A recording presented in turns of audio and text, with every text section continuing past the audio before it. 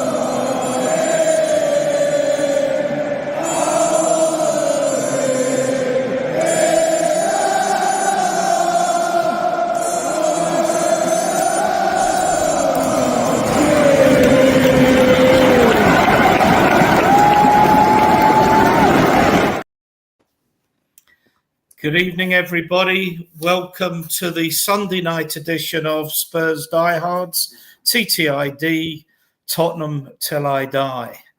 The former British Prime Minister once said a week is a long time in politics. Well, 6 days seems like a long time in football. When I hosted on Monday night, we were also full of despair at a 1-1 draw with Leicester. Yesterday, as you'll all know, we won 4-0, and it was another Wilson Odobert, who starred in the show. So tonight, hopefully, we've got a bit more optimism, and we've got a great panel as ever. First of all, bottom right, a new guest to my show on a Sunday, Dan from the Hotspur Hood. Good evening, Dan. Evening. How are we doing? How are you? Well, same How are you Spurs, tonight? but different results, so I'm happy. Good. And Jose from El Tel Cocorel. Buenas noches, mi amigo. Buenas noches, Ian. ¿Cómo estás? Bien? Sí, muy bien. Muy bien. Yeah. That's he actually says I'm bilingual. I'm more bisexual than bilingual, to be honest, but I can speak a small smattering of Spanish, like ordering a couple of beers in the bar. But good evening anyway, Jose. How are you? Yeah, mate, I'm fine. I was at the game yesterday. I had the pleasure of meeting Adrian at the game yesterday. So, yeah, it was good. It was good. I enjoyed yesterday. I met a fair few people, and yeah, it was good. And last but not least, our founder and co-owner, Adrian. How are you, sir? I'm fine. I'm pleased. I'm feeling pleased. I know we'll get into the game and the lineup and all that, but I was pleased to meet up with fellow podcasters yesterday and people we talked to in the chat. It was good to meet Jose, Ellie, Kate, Jim, Lee, Smithy Smith, and Kev Clark as well. He was there with the Collison. Nick Collison. The Dorset Spurs were there. We sort of bounced around a few. Phil P. Phil P. Yeah, we'll have to. There was loads of people. Yeah, it was good. One of Jose's old schoolmates he bumped into as well. Two. So two. One from 36 years ago. Yeah, he said Jose still owes him. He said Jose still owes him a $5. In a 62,000 seater stadium, I meet someone that I've not seen for 36 years. Madness. That only happens at Spurs. No, I'm fine. I'm great. I'm buzzing, and especially big up to everybody in the chat, whether you're watching on our channel on El Tel Cocorel, wherever you're from, you're very welcome, and hope you'll fire off plenty of nice, interesting questions for us all. Let's start very briefly. Plenty of good things to talk about. We've got a transfer window deadline as well, and a trip to Newcastle after we've spoken about the game. But let's start off with you, Dan, as our new guest. That was the starting lineup. A couple of interesting things. Son back him up top and in the middle because Solanke, typical Tottenham, one game, one injury, and Bissouma started, which wouldn't have been everybody's choice. What were your thoughts on the team? Well, I think the only thing there was really debate with it was whether Johnson should have been on the pitch, really. I was very happy that Ange actually had the bottle to go and start Odobert, because that took a little bit of front to do that. So I'm glad that he done that. Johnson, My question is, when is that manager going to learn with that player? He's bloody useless. But apart from that, and I do like the way you put Kulusevski in centre mid, because he worked quite nicely there. And I think that is, I've said it for a long time, you'll see the best out of him as an attacking midfielder. But he actually done very well as a central midfielder as well. And I think that's where we see the best out of him, in them two positions. But Yeah. I think the team was pretty predictable, bar one or two players, basically. Did you expect Bissouma to start? It didn't surprise me, but he seems to have got away with it with just a smack on the hand. But he hasn't exactly. Oh, sorry, didn't turn my phone on. He didn't exactly go out and get on it as such, did he? For God's sake, we all make a mistake here and there. It was a silly little thing he done. So give him a smack round the ear and say, right, do it again, mate. You're in big trouble. Now, if he'd have got caught doing something else to a certain of a different level, then he should never be seen at the club again. But what he did, it was a mistake. And okay, they let him play. But I was quite surprised it was only one game that he sort of got suspended for as such. Yeah. Jose, maybe a question of needs must after Bentancur's injury and the concussion protocols?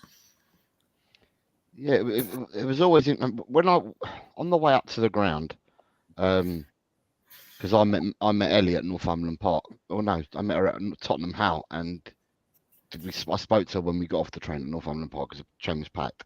And on the way to the ground, we were discussing, there was different formations, there was different options that Ange had, and what we thought he'd go with.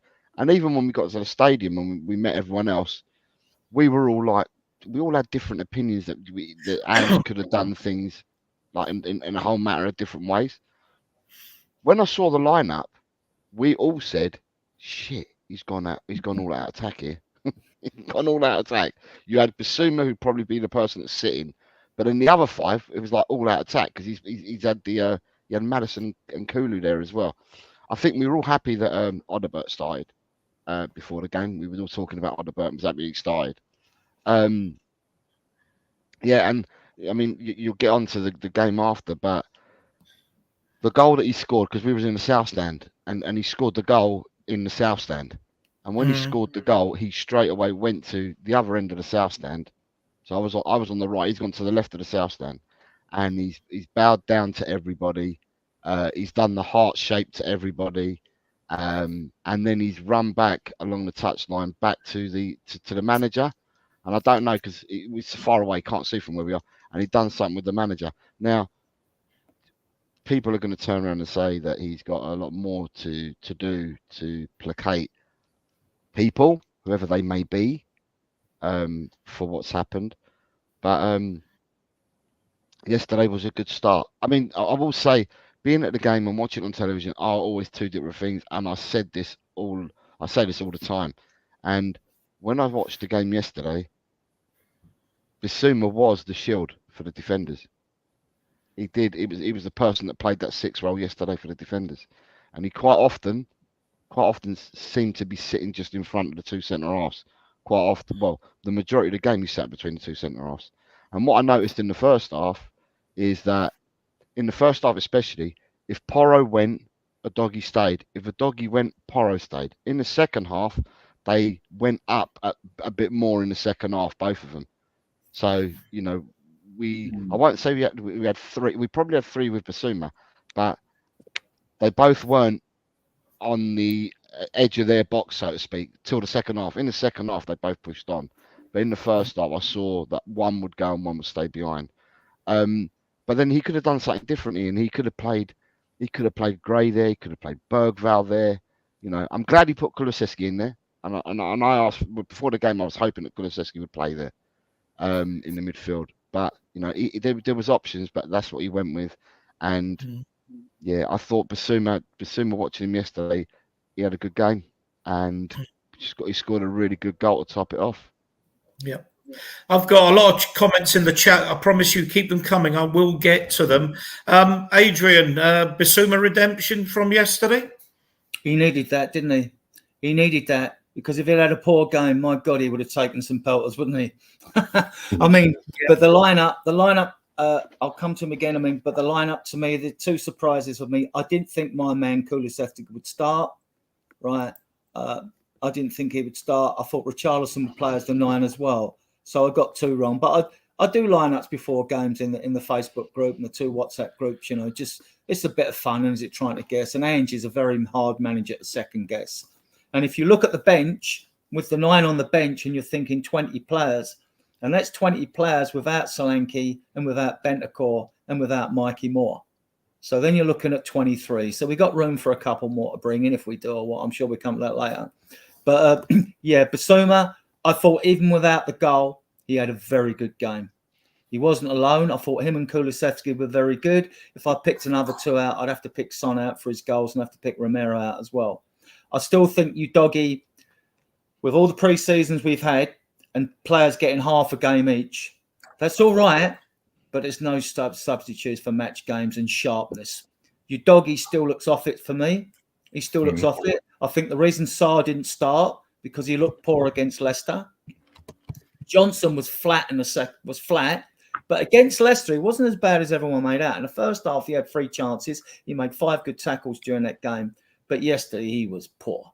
Right. So anyway, back to you, Ian, on that. Yeah. I mean, we'll talk later about what might happen in the rest of the week and where players might play. Bissouma on his day, Adrian, is an absolute natural in that number 6 player. I mean, I think a lot of us would say if there was one player from our recent past, if we could clone to play in the Ange system that we don't have, a lot would go for Moussa Dembele. Well, definitely. That number 6. Even Wanyama. Well, even Wanyama. I mean, I would say Spurs never saw the best of Wanyama. Andrew, Scott Parker, anyone. We ain't got no one like that, though. No, but if we could clone him, he would be absolutely ideal. But the closest player we've got in the squad at the moment, with that kind of body strength and skill and speed between the lines, is Bissouma. Yeah. And it makes a difference to the whole team when he's on that kind of form. Yeah. If he plays like that, you can't leave him outside because that's what you need at the back, and he progresses play as well. He can do it all. Otherwise, you've just got someone you're just sticking in there for solidity more than anything else, you know, and that solidity doesn't get you progression up the field. But he's got tremendous ability. But, you know, I mean, this is only one game he's come back to redeem himself. It was a lifeline for him that Bentancur was injured. Otherwise, I don't think he would have played yesterday, to be honest. So I might be wrong on that. Ange might still have tended to play him. I don't know. But no, I still think we need to bring in a mid. Well, we'll talk about. We will. We'll come to it because let's face it. By this time next week, either we will or we wouldn't have done. Dan, I don't know how much pre-season you saw, but a lot of us were surprised that Decky didn't play last week, given he was probably the outstanding player in pre-season and had scored twice against Bayern the week before. Did that surprise you at all? What, in the game against Leicester? Yeah, I was quite surprised that he didn't start, but I find with Ange, he's very predictable on the team he's going to pick. You can usually sit there and you can, bar 1 or 2 players, you can usually predict that team very easily because the back 5 basically pick themselves, and the only questions you usually have is who's he going to play central up front or on the wings as such. I just can't see why he keeps playing Johnson. I just hope he gets the picture after that game that Johnson he's a waste of space. But Kulusevski for me should have started because he was the one who actually did have a significantly good pre-season along with Bergville. Apart from that, I don't think no one else stood out. A few of our youth players definitely looked like they had more effort in it than the first team. But I definitely think he was probably the best one, him and Bergville. I missed that. The best one was? Him and Bergville, I think, were the 2 that had a very good pre-season. Pre-season, yeah. I mean, I'll be honest, I rather thought he might start with, at Leicester, Bergville and Kulusevski. I don't think you'll see Bergville start much yet. I don't think you'll see Bergville start much at all. Not yet. Yeah. that brings me onto the game itself. We'll bring you in at that point, Jose. How do you feel we play? There's the usual stuff on social media. Oh, it was only Leicester. It was only Everton. They're probably going down, which I suspect is right. But you can only beat what's in front of you, can't you? Yeah, what I'm going to say on that, right, is I've heard a lot of people talk before the game and throughout the season saying the Premiership is the hardest league in the world, or most difficult, most competitive. I hear all the stories about the Premier League, right, and I've heard people turning around and saying that it's tough to get results against people in the Premiership. It's tough. Because anyone in the Premiership, regardless of where you are, you'll always give someone a game, so to speak. So you play yesterday and you play against Everton, right? Everton gave us 2 really hard games last season, and bar one player, Igabuna, who replaced Anana in the team for the start of this season, and obviously they had an injury, a suspension to Young, so they played the young guy Dixon at right back yesterday. That's the team that Everton. That's the team that Everton had last year.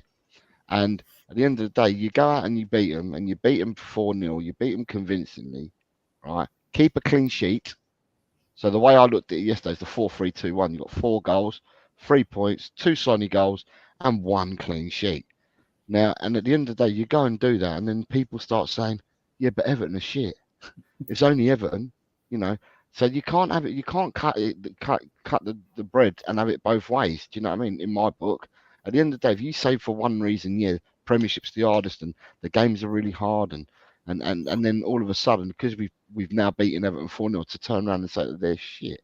Do you know what I mean? You've got to play, and you play everyone that's in front of you, and you select the side to play against that team. And the hope in any match for any manager of any team, and for any team that is as well, is to go out there and beat whoever it is they're playing against on the pitch. Tottenham did that yesterday. And Tottenham did it really well yesterday as well. And at the end of the day, I saw a lot on the pitch that I don't see on television because you're at a fixed angle. But on the pitch, you can see everything that's going on. You can see where the players are moving and everything. I mean, if you're going to talk about the game, I'll leave what I'm going to say till afterwards, because there's a lot of things that I noticed in the game, and I think I said them to some of the people after the game to see whether it was just me that saw it. Or did I make it up what I was seeing? But I wouldn't have seen what I saw if I watched it on telly. It's only because I watched it that I could see what was going on, and I saw some things that we can improve on as a team. We'll go round more than once. Interesting conversation. Adrian, 4-0, 3 points, clean sheet. What's not to like? No, it's a win. It's a win. I think we should always celebrate a win. I mean, if you've got other issues with a club and all that you separate them. But I mean, every win's worth celebrating, because you'll lose games you should have won, you win games you shouldn't have won. But yesterday was a game we deserved to win. And I noticed that we started brightly. We did start brightly, but after the second goal, we played well within ourselves. We slowed down from you could see that. I could see that. I said to the guy next to me, "Look, I think we're learning a lesson here. We're not being so gung-ho." I said, "We'd all like us to keep going hell for leather when we first come out, but we're not playing, we're not playing too gung-ho and leaving gaps at the back." And I think Vicario during the game, he had one shot. So after the second goal went in, we played well within ourselves, and we just sort of played. It wasn't like tremendous pace as we started, and then we got the third and we got the fourth. Right, a good run by Mickey. Right, but yeah, I mean, I see things on there. At times, I thought when we do tend to slow it down a bit, I'd like to see Romero move the ball a bit quicker at the back. He can be a bit casual, and at times you can get a sloppy pass. There was a few sloppy passes into midfield that could have caused us trouble. That we did, but then you're looking for perfection during a game when you've won 4-0, So no, I thought Johnson was flat whenever it come down to him. I mean, if you're playing wingers there's two reasons you play. You obviously play them for their pace. So the old idea is if you're not a winger that takes the player on, you better have pace. For the simple reason is it's then about overloads. It's not about you beating your man, because not how many wingers in the Premier League do that anyway. It's about getting an overload. So if it's Decky, it's with Decky and Porro. They interchange very well, right, when they're playing together. So like then you overload it.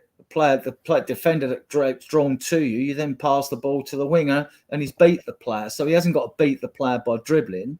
He just beats the player and puts the cross in. But even Johnson is flat. I do wonder. I was very critical before I even bought him. I said he's not oven ready. I still say that. But I do. Ange must see something shining him in training to keep picking him, because he definitely loves the player. I mean, and like I agree with Dan. I mean, like I'll say it as it is. I mean, like he was flat. He was better against Leicester, believe it or not, and he had a good first half though, right?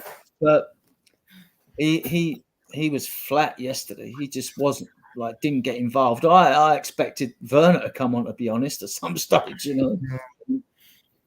Yeah, I mean, Werner's one of those players, I think, that when you're at the game, you actually see what he does with the runs he makes behind players and what have you. It's the fact that end product is lacking. But Dan, let's bring you in. You're no fan of Johnson. I've seen enough. But let me put you on the spot. If a manager pays 45 million or whatever he does for a player, he's inclined, not just with Johnson, but any manager is inclined to play that player, to almost play them into form to justify the money they've spent on him. Okay, I'll go with that. But with that one, Ange's the one who picks his players. And if he's going to pick players like Timo Werner and Brendan Johnson, then to me, it just doesn't show he's got the best to pick on players and what he does. Or is it actually Levy that picks the players? This is what I keep debating. But Ange does say it's him, and every player comes through him. And he picked Johnson. Okay, must have seen something in him. But it's blatantly showing that Johnson hasn't got a lot in him. He can't cross the ball. He can't pass the ball. He can't dribble the ball. As all he can do is what Timo Werner can do, which is not a lot. And that's kick it past the player and sprint past them because they got a bit of pace. Johnson needs about what? He'll get out of every 20 crosses. Well, I say crosses. 20 times he drills it across the floor, because that's what we do. No one can cross bar Porro or Maddison. He still gets it wrong. The only goals he's ever scored is a tap-in here and there. And there's been plenty of times, just like Werner, he's missed chances that are harder to miss than score. A player like that, if we want to go up a level and do something, we should not be having bang average substandard players like that in our team. And again, it's just got Spurs written all over it that we was idiot enough to go and pay 45 million for the boy. When I'm sure we could have gone and got better for 45 million. Yeah, I mean, Jose, let's bring you on. I mean, the Johnson debate, you know, they say there's no such thing as a bad BJ, but Brennan Johnson seems to prove the point wrong. Yeah, I was sitting, obviously, I was sitting with people I didn't know at the stadium. And there was people that were sitting near me that went to the Leicester match, and they were saying amongst themselves that that Brennan Johnson was actually worse yesterday than what he was against Leicester. Is what the people that I was sitting with were saying. The only thing I can say about Brennan Johnson is he wasn't a winger at Forest. He was a second striker. He was up front with Forest. It just so happened that the balls, he'd run out wider for a ball if need be, and stuff like that. But he's not an out-and-out winger. And I said this yesterday to people I was with, like the people that I knew. I said to them yesterday, Tottenham have bought him, or someone has bought him on the premise that they think that he can do what they want him to do. And I think they're trying to coach him to do it. But it's how long do you give a person and how long do you coach them for before you finally get it? He's not a winger. He wasn't bought he wasn't a winger when we bought him. And yesterday, his output was really, really bad yesterday. I've got to say it was. What do you think he is then, Jose? What sort of player do you think he actually is? No, I'm talking about Forest. I'm not talking about Tottenham. But when he was at Forest, no, I mean as a whole, what player do you think he is? He played as a second striker at Forest, and Sort of like a shadow. Yeah, he's played a second striker. He's not a winger. I just think that what they've done is that they've bought him because they reckon. Well, I think, I'm not sure, but the only thing I can put my head against it is that they've bought him thinking they can convert him into this touchline winger, that he may have the attributes and the skill sets, and he'll be able to adapt to do that. But it's been a season and 2 games now, and I've not seen no signs of him being the winger that the out and out winger that Ange needs, to be honest. And it's how long are you going to coach a player for to try and get him to play that system or that way for you? Yesterday you felt sorry for him watching him yesterday, because every time he got the ball, and he must feed off it as well. Every time that he got the ball, I think he was scared to make a mistake, and so whenever he got the ball, instead of taking people on, he was just passing the ball back. And what I will say is he was babysat in the first half, because Kulu played in the pocket and was out there helping him. So Porro was there anyway, but Kulu went out and helped him. The same way that Maddison babysat Odobert. In the first half, Maddison was all on Odebert's side for the whole of that first half, and Kulu did the same, trying to help out Johnson in the first half as well. But yeah, to me, as a striker, you said as a striker, I just can't even see that, because the man can't finish come love nor money on the line, let alone take a shot outside a goal. This is where I'm really confused with what sort of actual player is he and actually good at, because he can't finish come love nor money, he can't pass, he can't cross. As all he can do is run. I think that, because Kulu can play on the left, and you've got the likes of Bentancur to come back, plus you've got Graham Bergvall can nip it in the midfield as well. Johnson's going to be under pressure for his position. I believe he only got the games he got last year because we had 22 injuries last season, more than any other team, and he got them. And so the argument was a lot of flack was taken off him. 1, because he was young, and 2, because Werner was playing crap, right? Well, not playing crap, he just wasn't delivering the goods. Werner's not a bad player. He just can't finish. Right, he takes up good, intelligent positions, blah blah. He's terrible. Come on, Adrian, man, he's terrible. No, he's doing exactly the same as Johnson's doing. He gets in, they will take a man on occasion, get past and puts crosses in. But Johnson's doing no better than Werner's doing, right? Although 5 goals and 7 assists in the first season is not bad for a kid. They obviously look. Ange's played him so much, Dan. I mean, I've just come to the conclusion that he must show something special in training to keep getting. Even that, or they got a relationship. Yeah, I mean, I'm looking at the stats. But look, I've never until you asked me the question, man. I've never looked at the stats. But in 2020-21, he played for Lincoln City in League One. Played 43 matches. He got 11 goals and 5 assists. He gets his move to Forest, and in the Premiership, he played 38 games. Scored 8 goals and got 3 assists. But in the Championship the year before that, he played 49 games and got 18 goals and 10 assists. Yeah, he wasn't a winger in any of. He's not a winger. He's not played winger. He's played up front as a second striker for these teams before he came to Tottenham. But Jose, does that suggest he's a quality Championship player? But certainly isn't a top 6. Never mind about top 4. A top 6. Premier League player. Those stats do not suggest. Considering we're now meant to be stats based, analytics based, that doesn't suggest to me we've got a top quality player for 45 million quid. He's a Forest player. Like I said, 5. Like I said, looking at his stats, because I've never looked at them before. Looking now because of what Dan asked me, I'm looking at them now, and all these stats relate to him playing up front. So whatever we take from these stats, this is from playing up front. This is not playing as a winger. I don't think for me, he was never a winger before he came to us. We can but hope that Johnson, who I believe has got a potential to have a higher ceiling than Werner, because Werner's, at least he's topped out his ceiling. Werner's not going to get any better. Werner is the Werner you get, right? He'll be used as an impact sub. He didn't get on yesterday, did he? So, that's that, right? Yeah, and so with Johnson, we can but hope. If not, look, like I said, you've got Bentancur to come in, you've got Solanke to come in, you've got Mikey Moore still to come, right? And if we get anyone else, which we'll talk about later, no doubt, then so I'm not, but he's got to start producing. I mean, he did show good signs in that first half against Leicester. I know he took a lot of splitting, but I'll tell it as it is. He had 3 shots during that game. The first one against Leicester, he took the ball with his back, turned, swiveled, and the keeper palmed it away. The next one rolled past the far post, which was a tighter angle, right? And then he had one from outside the penalty area, and he made 5 good tackles. I've never seen him tackle. I thought he couldn't defend at all. So there's something there, but, you know, I don't want to be waiting for it. I want him to, like, produce now.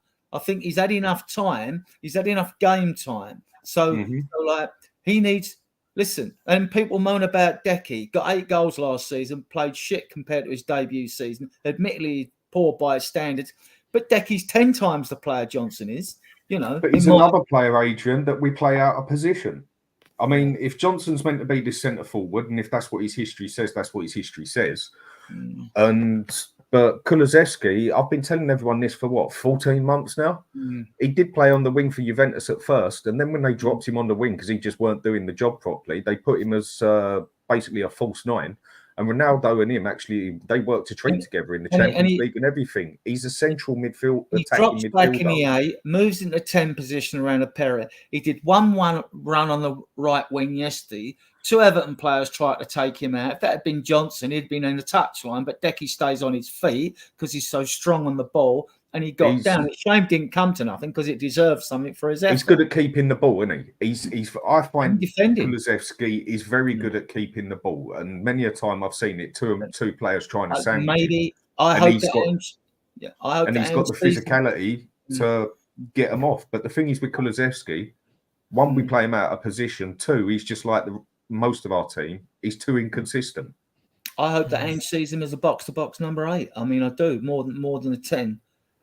You know, but we'll see. I mean, Jose, let's bring you in. You wanted to talk a little bit about the game. I actually need to take a very quick break, but hopefully you'll still be talking when I come back. We'll talk about Odegaard then. Shall we talk about Odegaard? Well, you can talk. Well, yeah, okay. Is it not Odegaard? It's French. Odegaard. Silent T. Yeah. Well, I'd start before going to the attack. I'm going to start with the defence, all right? And what I noticed yesterday, right? And what I noticed yesterday is that we had overloads left and right. So when the ball was on the right, we had the overloads on the left. When the ball was on the left, we had the overloads on the right, and they were clear to see. Maddison had one ball put into him over the top where he went running onto, and he stretched his leg out and the keeper saved it, right? In the first half, Adrian, did you see the amount of times he made those runs diagonally to get in behind the defender, right? And it was Romero that had the ball. And for me, Romero, although he had a good game, he swept up really well yesterday, Romero, and had a good game. What I found with Romero yesterday, and the criticism I had for him yesterday, was that when he had the ball, he slowed the game down so much that people were making those runs where he could have put the diagonal ball over the top, like Alderweireld used to do. But none of them ever went there. But they didn't get there because the players were running into the positions. He weren't releasing the ball, and then they had to run back to get back on side again, didn't they? And Maddison was getting frustrated in that first half because Maddison made about 4 of those runs. Do you notice, like I do with Romero? I've watched this in games. Now, I don't know if it's just body shape or habit with him because he's a fantastic defender. I think he's world class, right? But whenever he's with his body shape, we're talking about Romero, and I mean, with his body shape, and I'm critical sometimes when he's slow at ball. He plays like quarterback for us, doesn't he? Like, you know, but he always tends to either pass the ball central or to the left. He never sort of passes it too much out to the right-hand side of the pitch. That's what I noticed with Romero. I mean, maybe I'm wrong. If I'm wrong, you can correct me. I've noticed that, you know. And with him being slow, it gives your opponents time to get set, and then there's even less choices to distribute the ball. And what I liked about it yesterday was at least Basuma was coming for it, right, to receive it more. Midfield positions rather than Maddison coming back and doing it, which was pissing me off in games before. Like, you know, back to you, Jose. Sorry. Yeah, so that's what I was going to say. The only criticism I've got, and Tom, I saw Tom, zookeeper Tom there yesterday as well, at the stadium, and he's put it in there. He's put a comment in saying the big switch is always on, and no one looked to play it. And it was the amount of times that I saw Madison make that run and others, and they were in. You played the ball, they were in. Because they had timed their runs, they've run at an angle and they've timed their runs so well that had the ball been released, it would have gone over Keane or Tarkovsky, and they would have been in, but it didn't happen. So that's the only criticism that I've got for Romero yesterday. Was I felt he slowed the game down so much that there was these balls that were on that he could have played in, and he didn't do it. Now, whether it's something they're being coached to do, like not to do that, but then if that was the case, then why would you think to yourself, why would Madison and people make these runs if they're never going to get found? So. With Madison as well, I find, I don't know if you know, another one, he either plays very central, right? He plays central, or he always drifts to the left. To the left. You never see him drift. You rarely see him drift right out to the right-hand side, do you? Now, I don't know when they're given in training, players are giving channels to play in. Pep does it, right, with channels going forward. So I don't know what's said in training where he wants and where other players are supposed to be when Madison drifts to the left. I mean, but do you notice that, Jose? I mean, I think he does that, you know. One thing I think you've missed out on, I mean, you spoke about Romero, yeah, and how good he was. He nearly cost us 2 goals. So he wasn't that great.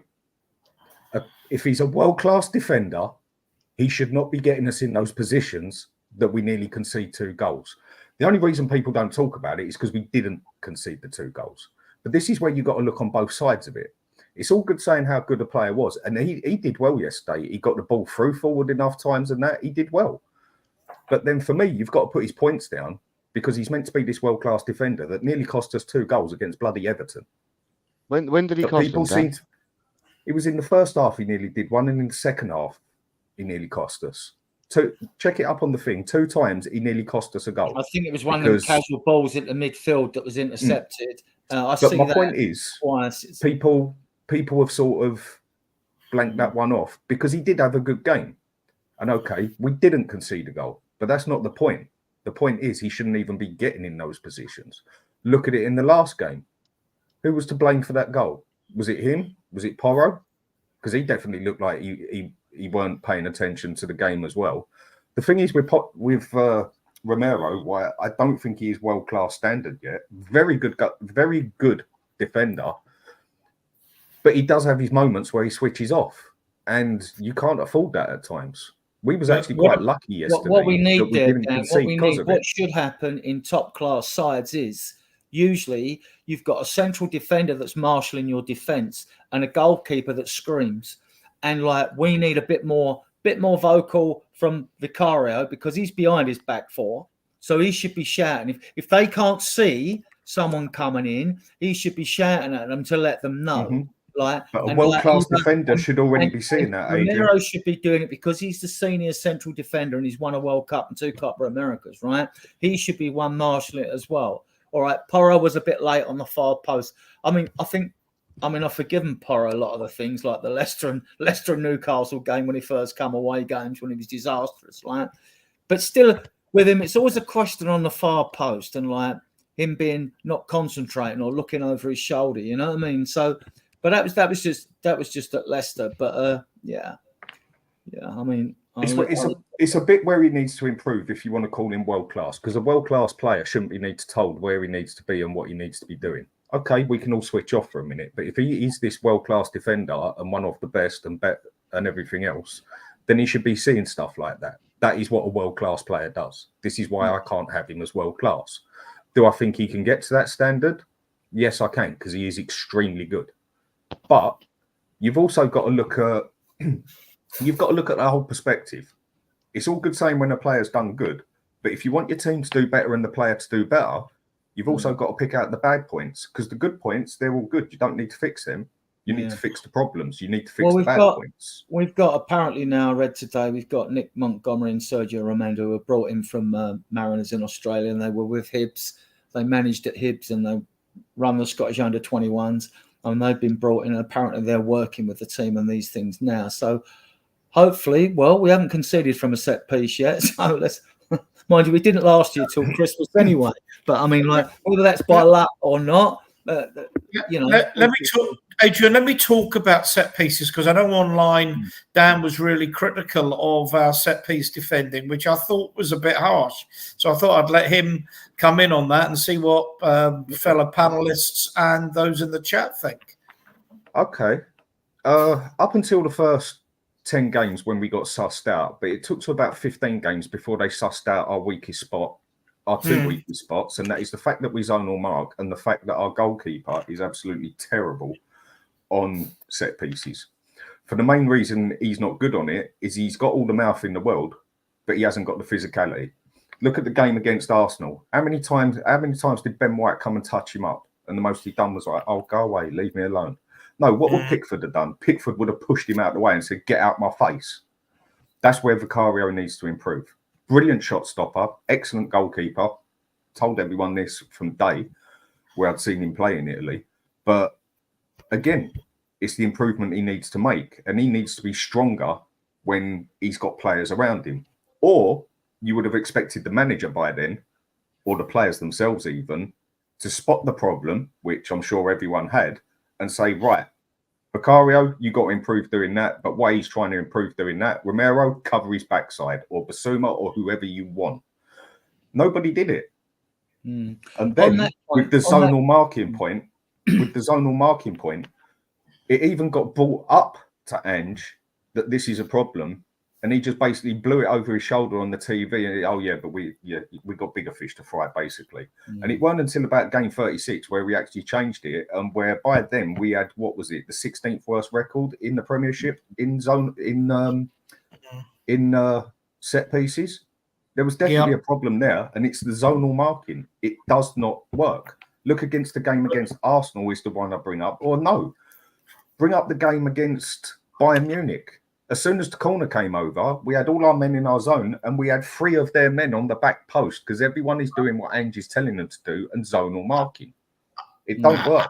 I agree with you. I agree with you totally on zonal marking, but the reality is the vast majority of teams at top level zonal mark. I mean, I'm a lot older than you. I mean, we used to, you just got a man. Everybody got a man, and there was always a couple spare, and the spare men got the zones, and that's how we defended. And it was the conventional wisdom for the way I played football, and the way I see other teams do it is there's usually only 1 or 2 players that zonal mark in a corner, and that is the man on the post and the back post. If you've got 1 on each post, mark your zone, the post. The rest of it is man mark. Look at Man City. Look at Liverpool. Not in professional football. Yes, go watch Arsenal, Man City, and Liverpool. They don't zonal mark except their man on the post, or maybe a man on the penalty spot. The rest of it, they stand by their man. I know they're changing the rule this season on goalkeepers being pressed by defenders and all that. That's going to be in Vicario's favour. Yeah, and I think that's not so much to sort us out of Spurs and Vicario goalkeepers. It's to make the referee's job much easier, because you know what it's like at set pieces and corners. It's a bedlam inside the penalty area at times. Our players aren't. They should book a few players, right, for this shit, and then it will stop, right? It's a bit like the tackle from behind. How many of them do you see go unpunished? You know what I mean? Or foul throws that are not given. You know, there's still things they need to get a grip with. But all this pushing and shoving in the penalty area, you know, I remember when Poch was in charge and we went at Leicester, they gave a penalty because someone was pushing in the penalty area in the game before, and our players didn't go nowhere near them from a set piece afterwards because they thought, now the referees are going to give a penalty for this crap, like, you know what I mean? So, we'll see how that works out in future games with referees and all that. But, teams are just trying it in a penalty area, really, you know. Jose, let me bring you in with my take. Although we're far from comfortable and confident defending corners and set pieces, I felt yesterday, and you were at the game, that the players were absolutely putting their line on, their bodies on the line for it. Whereas last season, if they were second to the ball and conceded, it was just look around. Well, it wasn't my job. Yesterday, I thought everybody was really up for it and trying to win. If they couldn't win the first ball, win the second and hump it away. Not pretty, but we didn't concede. Right, so the few things I'm going to say, right, is that, yeah, the new ruling helps out keepers, but I think it's going to catch a lot of defenders out because the rule has always been there, right? But it's the interpretation of the rule changed over. If you go back to the 2018 World Cup, how many penalties were given for defenders grabbing people in the areas and that? It was just huge numbers. Then, because of all that happened in the World Cup, they turned around and said, no, we got to tone it down a bit because loads of penalties were given away. So they toned it back down a bit, and now they're bringing the bar back up again. And I think for goalkeepers, yeah, it's going to save a load of goalkeepers, but it will. You probably will get instances of penalties being given more against defenders this season than last season for blocking runs, for holding players and stuff like that. Right, with Vicario, apart from that, Vicario came out in the summer and he turned around and said, his own admittance, he said, I had a problem. I couldn't defend my box, blah, blah, blah. And he's come out. And part of the problem is him admitting that in the first place. He's come out on interview himself, wasn't forced to do it, said that he's admitted that, that was a flaw that he had and that he's been working on it. Right, so that's good to know. But then going to yesterday's game and the question that you've asked, right, we were in the South Stand. Now, in the South Stand, in the first half, Adrian, when they got them serious corners, right, and we were all in the South Stand, so it's the other end of the pitch is where the corners are being taken. All I could hear in the South Stand is, fucking clear it. Get your head on it. Smash the ball out the area. That's all I could hear in our stand. So I don't know what the people are like. I need to apologise, Jose. That was actually me from my living room in Glasgow. That was me. Well, that was away! That was me. Sorry if I've deafened anybody. It was another 10,000 people in the South Stand saying the same things. And I was one of them. Adrian must have been one as well. Because all we could see, I mean, I don't know if you saw better than what I did, but all I could see was the ball kept bobbling in the area, and I could see crowds of people going for the ball, and I couldn't tell you who touched the ball and who didn't, because it looked like pandemonium in the area from where I was standing. But then one of the biggest screams, apart from the scoring the goals, one of the biggest shouts from the whole of the stadium was at the end of that sequence when Vicario came out and grabbed the ball in the air. Right, there was such a big scream throughout the stadium and big applause for Vicario actually doing that.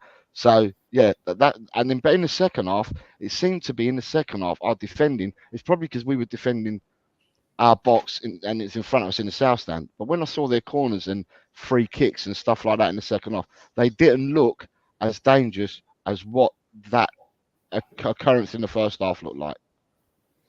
Jose, did you notice like I do? I mean, I've noticed this, I think, at the end of last season as well with Vicario, right? When he first played against Brentford, a little bit nervous, right?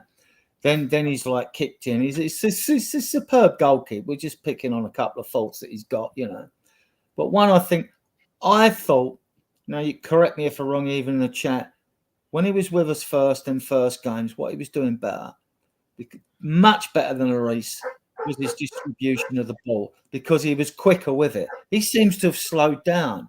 He seems to be a bit more divvy. We need to ball quickly. We're letting teams get set too quickly against us, even with like when Romero is a bit slow on the ball as well. And I just thought last season, in the first half of the season, he was getting the ball out quick. He was either kicking it or he was either throwing it out quicker. And he just seems to have slowed down doing that to me. I can give you the answer why. Because it cost him a few times last season, nearly. And because of the way Ange asks us to play and basically take more chances in front of our own bloody goal than we do to go up there, in front of our own goal, we make a pass where there's a 50-50 chance it works. But at the other end of the pitch, we don't make a pass unless there's an 80% chance it works. We take too many chances in front of our own goal. Now, I get it. You want a ball playmaker out the back. But by the time he gets the ball and looks up, there's already two wingers and a striker, if not another midfielder sitting there, because they know exactly what he's going to do. And he usually only has two options, and that's Van der Ven or Romero, because Adoji or Porro are trying to get back from the other end of the pitch where they're both stuck in the number 10 position. So he's had to slow his game down a bit to try and give him an option of who to pass to, because if he passes it out quick, I've seen it several times where there's 2 defenders there and 4 players of the other team already standing there because they know what we're going to do. And for me, that's the answer for that one. I'm all for ball retention and playing out for the back. I know it makes some fans nervous. Most of the times, it's fine. I mean, how many goals do you actually concede from doing that? Having said that, in 2 pre-season friendlies, he gave out a couple of suicide balls where Bayern Munich scored, right? Mm-hmm. And like, to me, there's been a few games when we played towards the end of last season where like he's divoted on the ball. So by the time he's give it to a player to the left or right, you've put them in an awkward position now. Now you're thinking, well, what's the player going to do with that? He's giving the ball too late. He should have got rid of it a bit earlier. Or if in doubt, I know Ange likes kick it out. Lump it now and again. I mean, I know Ange moans because that's percentage football then. If you keep the ball, you're not playing percentage football. While you've got the ball, the other team can't hurt you. We get all that. But I mean, like, occasionally lump it and lump it down the wings, because that's where the space is generally, right? Lump it down the spare wing. There's always a spare wing because teams play narrow. Every team plays narrow, right? There's always one wing where there's a big tranche of grass that's free. Hit it down there, right? And like, so yeah, these are things we just want to see the team improve on, aren't they? You know what I mean? Like, I mean, if you want to just got to hoop it up. You want to talk about goalkeeper? I'll bring Jose in. We talk about. I was just going to say, right, what I find, and I found over for the last few years, possibly going back 10 years now, football, and I said this many a time before, it's not just Tottenham, it's everyone that I watch now. Football has become robotic. You're told where to stand, you're told what to do, you're told where you're expected to be, and you know it's the training with the fucking cones. You've got to stand there next to this cone. You stand there until you get it right that you stand next to this cone, and people go and transfer that onto the pitch, regardless of what team you're. Gone are the days that you had players, and we'll call them flair players if you like, players that used their own noddle and played football their own way, and but you had more than one player like that in each team. It wasn't just one player in the team that would do that. They would all do it. They knew how to play football. They didn't have to be taught to stand here, there, and everywhere. It just came because because of their training. And at the end of the day, when we're talking about Vicario and we're talking about one of our midfielders doing this or our centre halves doing that, it's because everyone is being told what to do nowadays. You can't play with freedom anymore, and it's been like that for at least 10 years. Football, the skill element, and the maverick in people, in players and stuff like that, it's gone out of the game. Everyone's become a bunch of fucking robots. The quality of football these days, this is where it just makes me laugh at how people just big up certain players so much. Oh, they're world class. Yeah, it's so easy to call a player world class these days. And if you go and take back a majority of players that we would call world class, I mean, obviously you forget Ronaldo and Messi, they were just freaks of nature. But they wouldn't even get into half of that Italian league in the 90s, or even some of the Premier League in the year 2000, or the Spanish league and that, because football quality of player has gone downhill significantly in a big way. You haven't got players like Figo anymore. You haven't got players like Ronaldinho anymore. You haven't got Pirellos anymore. You haven't got Makaleles anymore and stuff like that. You haven't got players that can actually think for themselves. Not many of them. And like you said, flair on the pitch, there's hardly any, because Mavericks and flair. Yeah, whatever you want to call them. But let me play devil's advocate. You're right what you're saying. I mean, we all support Tottenham, right, Ian? Right. Let's go back 10 years ago. Who was our governor 10 years ago? Was it Harry Redknapp? What year we 2014. 2014. No, it was Poch by 2014, wasn't it? Nah, Poch was later than that. But let's go back to Redknapp, right? In the teams that he had back then, right? Gareth Bale weren't taught how to play football. Gareth Bale would go and play his game, because he started off as playing left back for us, and then he ended up left wing, and then he would end up as centre forward. He played his own game. Modric played his own game. He wasn't told where to stand and what to do. Our forwards, we can go back, and I'm just talking Tottenham now, but you can talk about all the teams back then in the Premiership or teams throughout Europe. They weren't being coached and trained and taught to play this robotic football that everyone's being taught at the moment. You're right. I agree. At the end of the day, it's worse. But it must be worse for the footballing public because all we've got is memories. The standards have gone down. A player who's world class now would never get called world class. Wouldn't even kiss Figo's boots. None of these. I mean, this might sound a contradiction in terms of people listening and that, but none of these players are bad players. They come through their academies. They have to reach a certain standing and skill set to get through their academies, right? They then come through all different levels. They either make it or fail, and you get players. And the players that end up in your first team squads in the Premier League are not bad players. They might not be good enough for us, and we might think, well, we expect ourselves to be top 4 every year and winning trophies. So we might think, yeah, but that player plays in the Premier League. He's a decent player, but he's not good enough. It doesn't make them bad players. The problem I have with them is all this like risk-averse football in the final third. Players frightened to give the ball away in case it affects their stats or something like that. There's this fear of not playing it. The good thing I see on I don't know if you see, this was a very recent coaching video. I see Matty Wells on the pitch with the players. They were training, and he was shouting, "Don't play the easy ball. Play the forward ball. Play the forward ball. Don't look for the easy ball. Play the forward ball." That's what I want. I don't mind risks in a final third.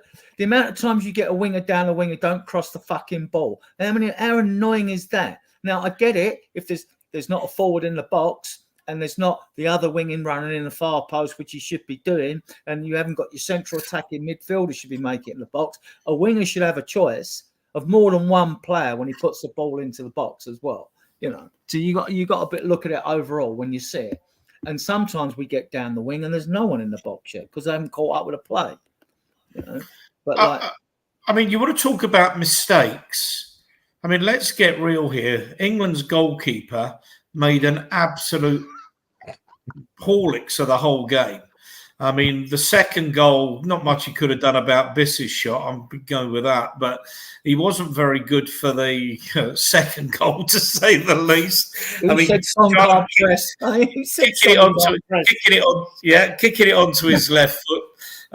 Try almost put it out on the west stand side. Sonny nips in. Suddenly people say Sonny's lost his pace. Well, he didn't lose his bloody pace when he saw that chance.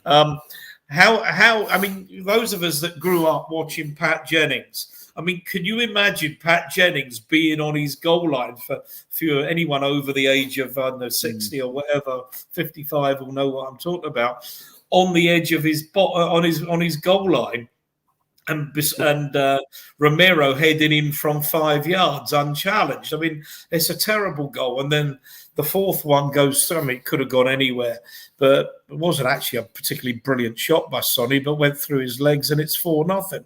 So before that was scored. I shout to the guy next to me, lovely ball, I shouted out from my end to the guy next to me, and then Romero scores from the header. It was a lovely ball into the box, though, I must admit. It was a good ball into the box, but a goalkeeper's in our day would have dealt with that. That's what I'm saying, Adrian. That's because it was different football. Pat Jennings now would not be a good goalkeeper. He wouldn't be able to play this style of football. He would like to Jennings, Short, and Banks. They would just come and take you out. No, but hang on, but you can't. But Adrian, hang on, if you both talk, no one can hear anything. So why do you think you can't do that? Because of the style of football. Then, like, even if you go to a Peter Schmeichel, if you go to an Oliver Kahn, even if you go to a Buffon, they would not be as good nowadays. Now, if they're on their line or it's coming in for a corner, fine. But what was a goalkeeper meant to do 20, 30, 40 years ago? You stay on your bloody line. You had to be built like a brick shithouse and you stop that ball. These days, goalkeeping isn't about that. A goalkeeper has to be a goalkeeper, but he also has to be pretty good on his feet as well, because it's not about being a goalkeeper anymore. It's about being a sweeper keeper.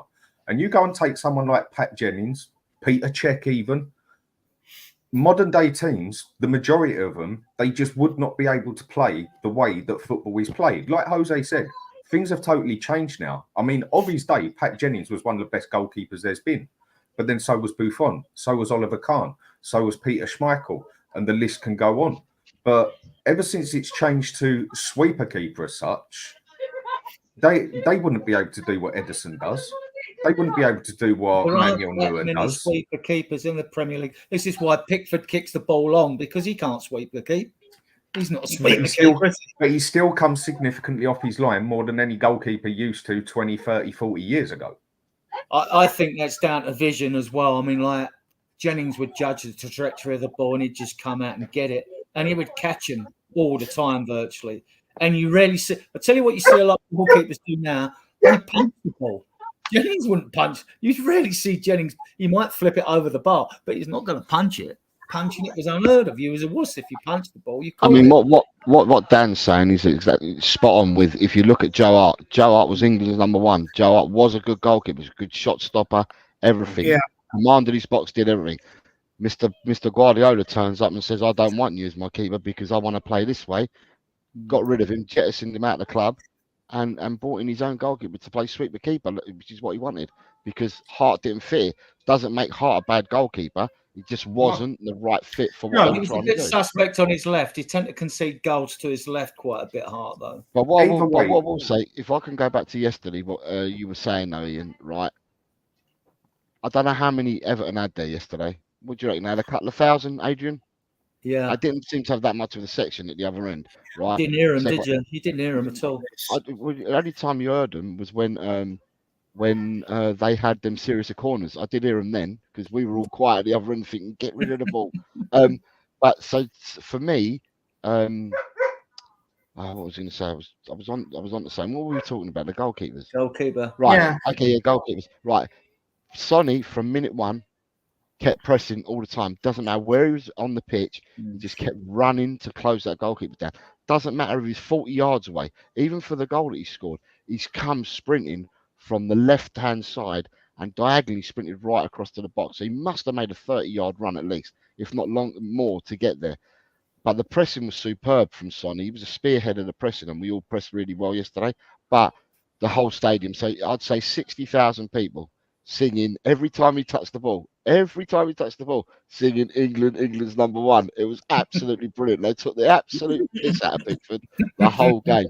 They sung that he was England's #1 the whole game. It was absolutely brilliant. That's all I was going to say. Fantastic. I mean, I agree with Dan on principle, and Adrian, I'll bring you in on this. But you don't know. You're right about Joe Hart. Smack on about Joe Hart. As soon as he had to be a sweeper keeper, he can't play with his feet. But I've got no idea how Ray Clements would have been as a sweeper keeper. I know his son could play a bit, so I'm going to work on the basis, unless his mum was a wonderful outfield player, that Ray Clements could probably play with his feet again. Gordon Banks, I've got no idea. I think it's unfair to say they couldn't have played, but that was the point, and I'm glad JK27 brought this up. Before he ever played football, association football, he played Gaelic football and he played hurling in Ireland, and it was actually only, I think, playing Gaelic football where he was able to jump up and catch the ball, where someone said, you know what, you might make a good goalkeeper, and the rest is history, as they say. Yeah, we got him off of Watford. He's big hands, Jennings, though. Big hands. When did he ever come up? Sorry, go on, Dan. It's okay. When did he ever come up past the penalty line unless it was a corner swinging over? But golf football was never played that way. I think that's unfair to say. That is what I'm saying. I can blatantly say he couldn't, because he's too slow. He's too big to be a modern day goalkeeper. You can't have a modern day goalkeeper built like a brick shithouse. Jennings always commanded his penalty area. Exactly. He was excellent at what he did, and his timing was brilliant. Right? Yeah. He was but for modern day, it just would not work. He was one of the first goalkeepers you see, one of the few that turned the art of saving the ball with his legs into an Would he have gone 3 quarters up the pitch? Would he have gone quarter up the pitch, nearly up to the centre circle? No, he wouldn't have come out of his penalty area. No. So then he wouldn't be right for a modern day goalkeeper then. No. All right. We could go around in circles on this. I'm going to talk about the game. I'm going to talk about the subs quickly, and then let's get on to some stuff that's going to happen this week that we hope. Sorry? We haven't spoken about Wilson Odobert. Well, I know that. That's why I want to get on to Oba. I want to talk about the subs quickly. Jose, but before that, there were some comments. I know you've made quite a few. Is there anything else in particular? Because it's a very different game when you watch it in the stadium, and not everybody who's on these chats and host shows as well goes to games or goes to that many games. So, any comments? Okay. Like I said, for me, the comments are what I've said. Vicario coming out for that cross. Romero holding on to that ball a slight bit tad too long, releases the ball early, we get more chances. I'm just hoping that it's a bit of ring rustiness because he's not had a pre-season. Van der Ven played really, really well. No one got the better of Van der Ven. Played really, really well. What I liked when he set up Sonny for his goal is he attacked the space. I just wish that some of our midfielders would do that. Would attack the space. They're not as quick as Van der Ven. Nobody is, but it's not about being quick. It's about attacking the space. And I'm hoping that some of my midfielders take heed of what Van der Ven did and attack the space in the future. In midfield, Kulu had a really good game. So at the end of the day, right, I don't disagree with anybody whatsoever about Kulusevski playing down the middle because I'm one of them as well. And he had a good game yesterday. And like I said earlier, he babysat Johnson in the first half, the same as Maddison babysat Odegaard in the first half. Attacking wise, Sonny looked lively yesterday. He looked like he was up for it. He wanted to do it. He wanted to know. And it's different when you see him playing out on the left. He's a different player when he plays down the middle.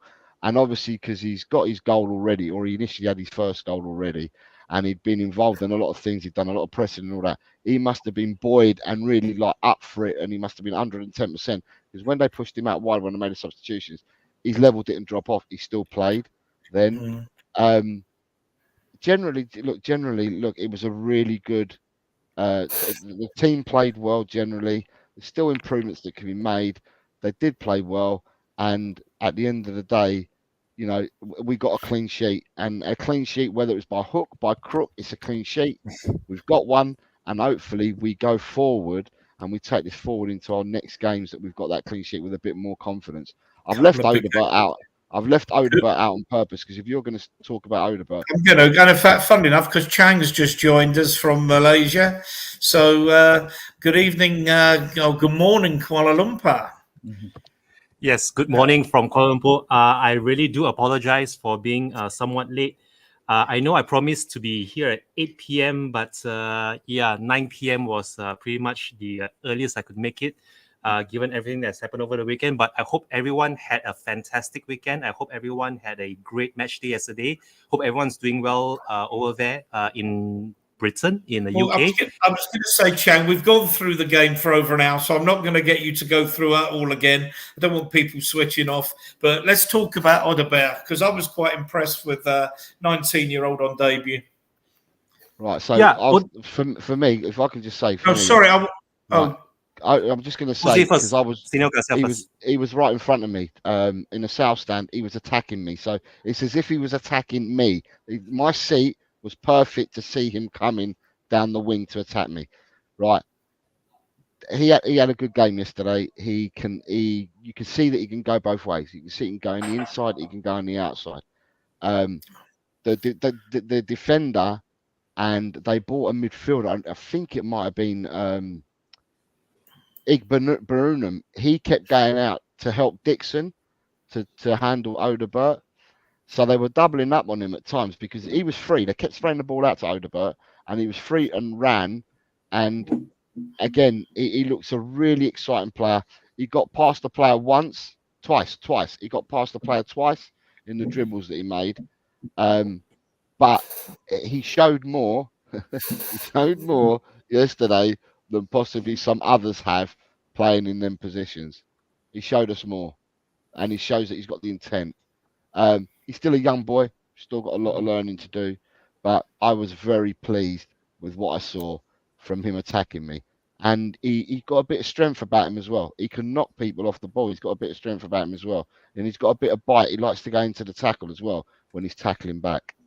But I was pleased with him for his first performance because he hasn't had much time at all on the training pitch, to gel with the players and stuff like that. So yeah, for me, I was pretty pleased. I'm only saying it. I only jumped in because he was attacking me. I That's got to okay. see line of sight with him. Chang, you were watching on television like I was. So, what did you think of Odebear's debut? I think as far as debuts goes, I think that's about the best you can expect from a player who has had pretty much zero preseason. I believe of all the players that we've signed, he was the latest, and the latest to the party as well, as far as getting up to speed with Ange Ball and his philosophy, and also trying to gel with the mates.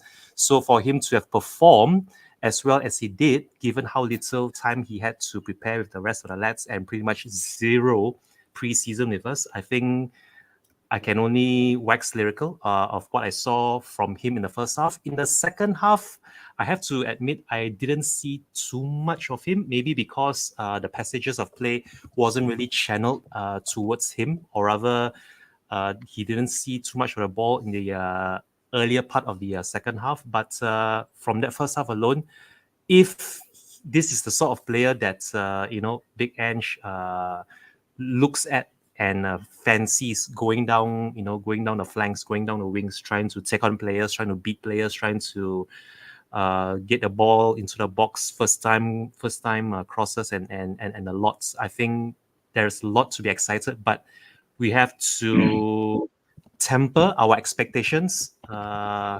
It's still very early on. I think we have yet to see the best of him, if that makes any sense. Seeing how young he is, and I think the ceiling for his potential is very high. That much I would say, based on Let me what I saw. put a question to you, Chang. Again, as I say, because you missed an hour, and I'm not criticising you for that. Just you'll have to do and get a letter from your mother excusing your absence. But so we've all discussed Johnson, and people in the chat and us on the panel. There's not many sticking up for Johnson. So how would you feel about Odebear being a starter in place of Johnson up top? I think it's a no-brainer, really. Just given by, I'm not even going to go into what the fans feel or what the fans think, but performance-wise, Johnson is still pretty much a super sub for me. Utilize his pace, utilize his tenacity, utilize everything that we thought was good about him last season into this season, because he still doesn't strike me as a starter. And if you were to offer him to any other Premier League club, I doubt it he even makes it into the starting 11 of maybe the top half of the Premier League Premiership clubs. But I could be wrong on this. And for me, he still has a lot to learn. That's not to say that there isn't a player in Johnson, because we have seen glimpses of him even when he was at Nottingham Forest, and there were glimpses of him throughout last season, although there were not many to pick from that would have justified him starting over Kulusevski, for that matter, let alone Odebear. So for me, for the meantime, just stick Johnson on the bench for now, unless Big Ange fancies giving him a run out in the domestic cups, which I think shouldn't be the case if he is indeed serious about challenging and trying to win silverware. Because for me, Johnson doesn't even start in the domestic cups, let alone in Europe. If his performance on Saturday was anything to go by. So, yeah, Odebear as the starting right winger, right midfielder, right. He's a left winger. Oh, sorry. He's a left winger. Thank you very much for correcting me, Mr. Daniel. Yeah, so left winger for him. And for Johnson, I'm afraid that he really has to pull his socks up, because I can see him getting rather limited time this season if he doesn't get his act together. Adrian, Odebear, what were your thoughts? And a starter? Yeah, well, this depends whether he starts or not. I'm sure we're going to the Newcastle game later, because it's a different ball game when you're playing away from home. I mean, you've got to think about Solanke's going to come in the middle, so Son going on the left. Would Odebear go on the right? Would Decky go on the right? Would Bentancur come back into the team? You know, there are so many permutations, right?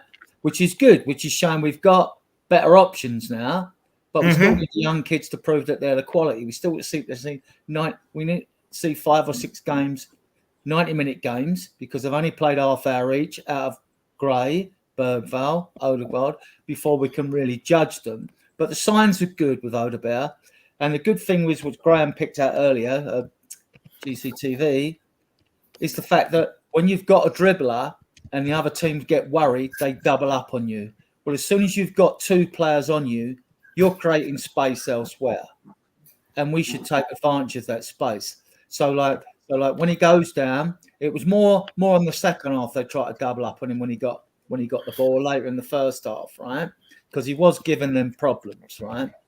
No, it was a good debut. It was a good debut. I know in the second half he didn't get so much of the ball, but for no pre-season, it was a good debut. But we need to see him play for 90 minutes. And it's like these other 18-year-olds, right? Are their bodies up to it? Have they got the stamina to play 3 or 4 90-minute games on the turn? I know the squad's bigger, and that bench with that 20, you've got Solanke, Bentancur to come back, perhaps Mikey Moore as well, plus anyone we get in this last week. We got until Friday, right, to get one or more in. Whether we do or not, we don't know. But no, he did well. I was impressed. I was surprised he was picked. He started. I think we all were, to be honest. Which shows Angie's not frightened to throw these youngsters in, you know, and like, you know, Gray come on. He didn't have a lot to do, but like he's. I mean, look, let's be fair. Gray is technically better than Emerson and Davies, right? Definitely. Bergvall is technically better than Skip that's gone, isn't he? Definitely. And I think Bergvall's the type of player now. Total different positions, Adrian. Yeah, I know they're totally different. Adrian, let me just stop you there, because I'm going to bring Dan on that. Then I'm going to talk about the subs. Then I'm going to talk about the transfers window. So if you don't mind, Dan, let's quickly have your view on Odegaard's performance yesterday. I thought he played all right. Nothing special, because he didn't actually achieve anything. I think he beat his man once, and no passes connected properly. If you actually look at the stats, if you just go by stats, he was actually pretty bad.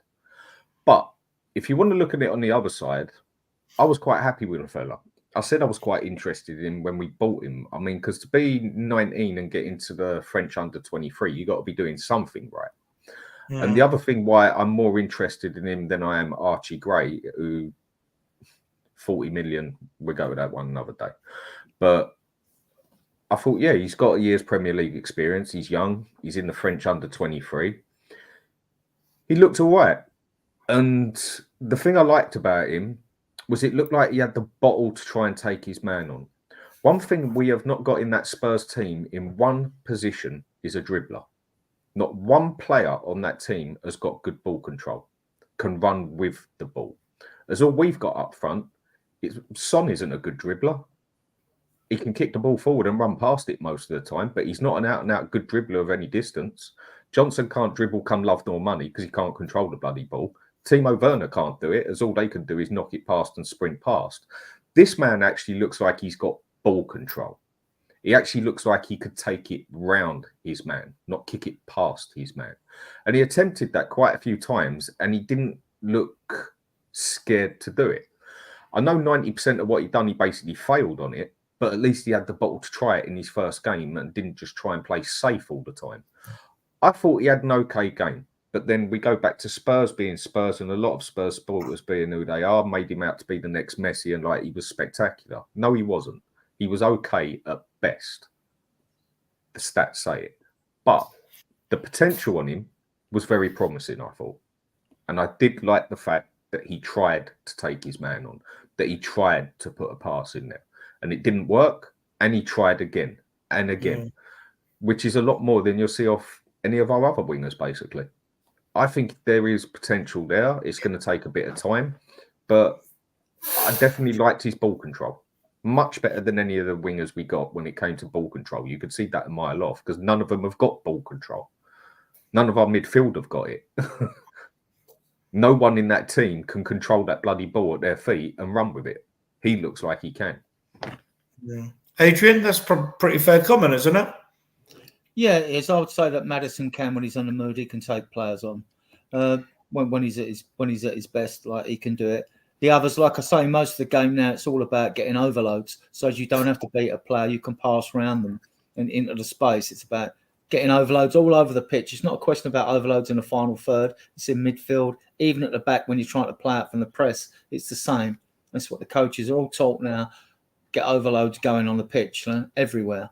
Then you can move quickly, progress the ball quickly. So yeah, Odebert, yeah, it was a good debut for a player. But like I said, you've got to see him play 90 minutes, haven't you?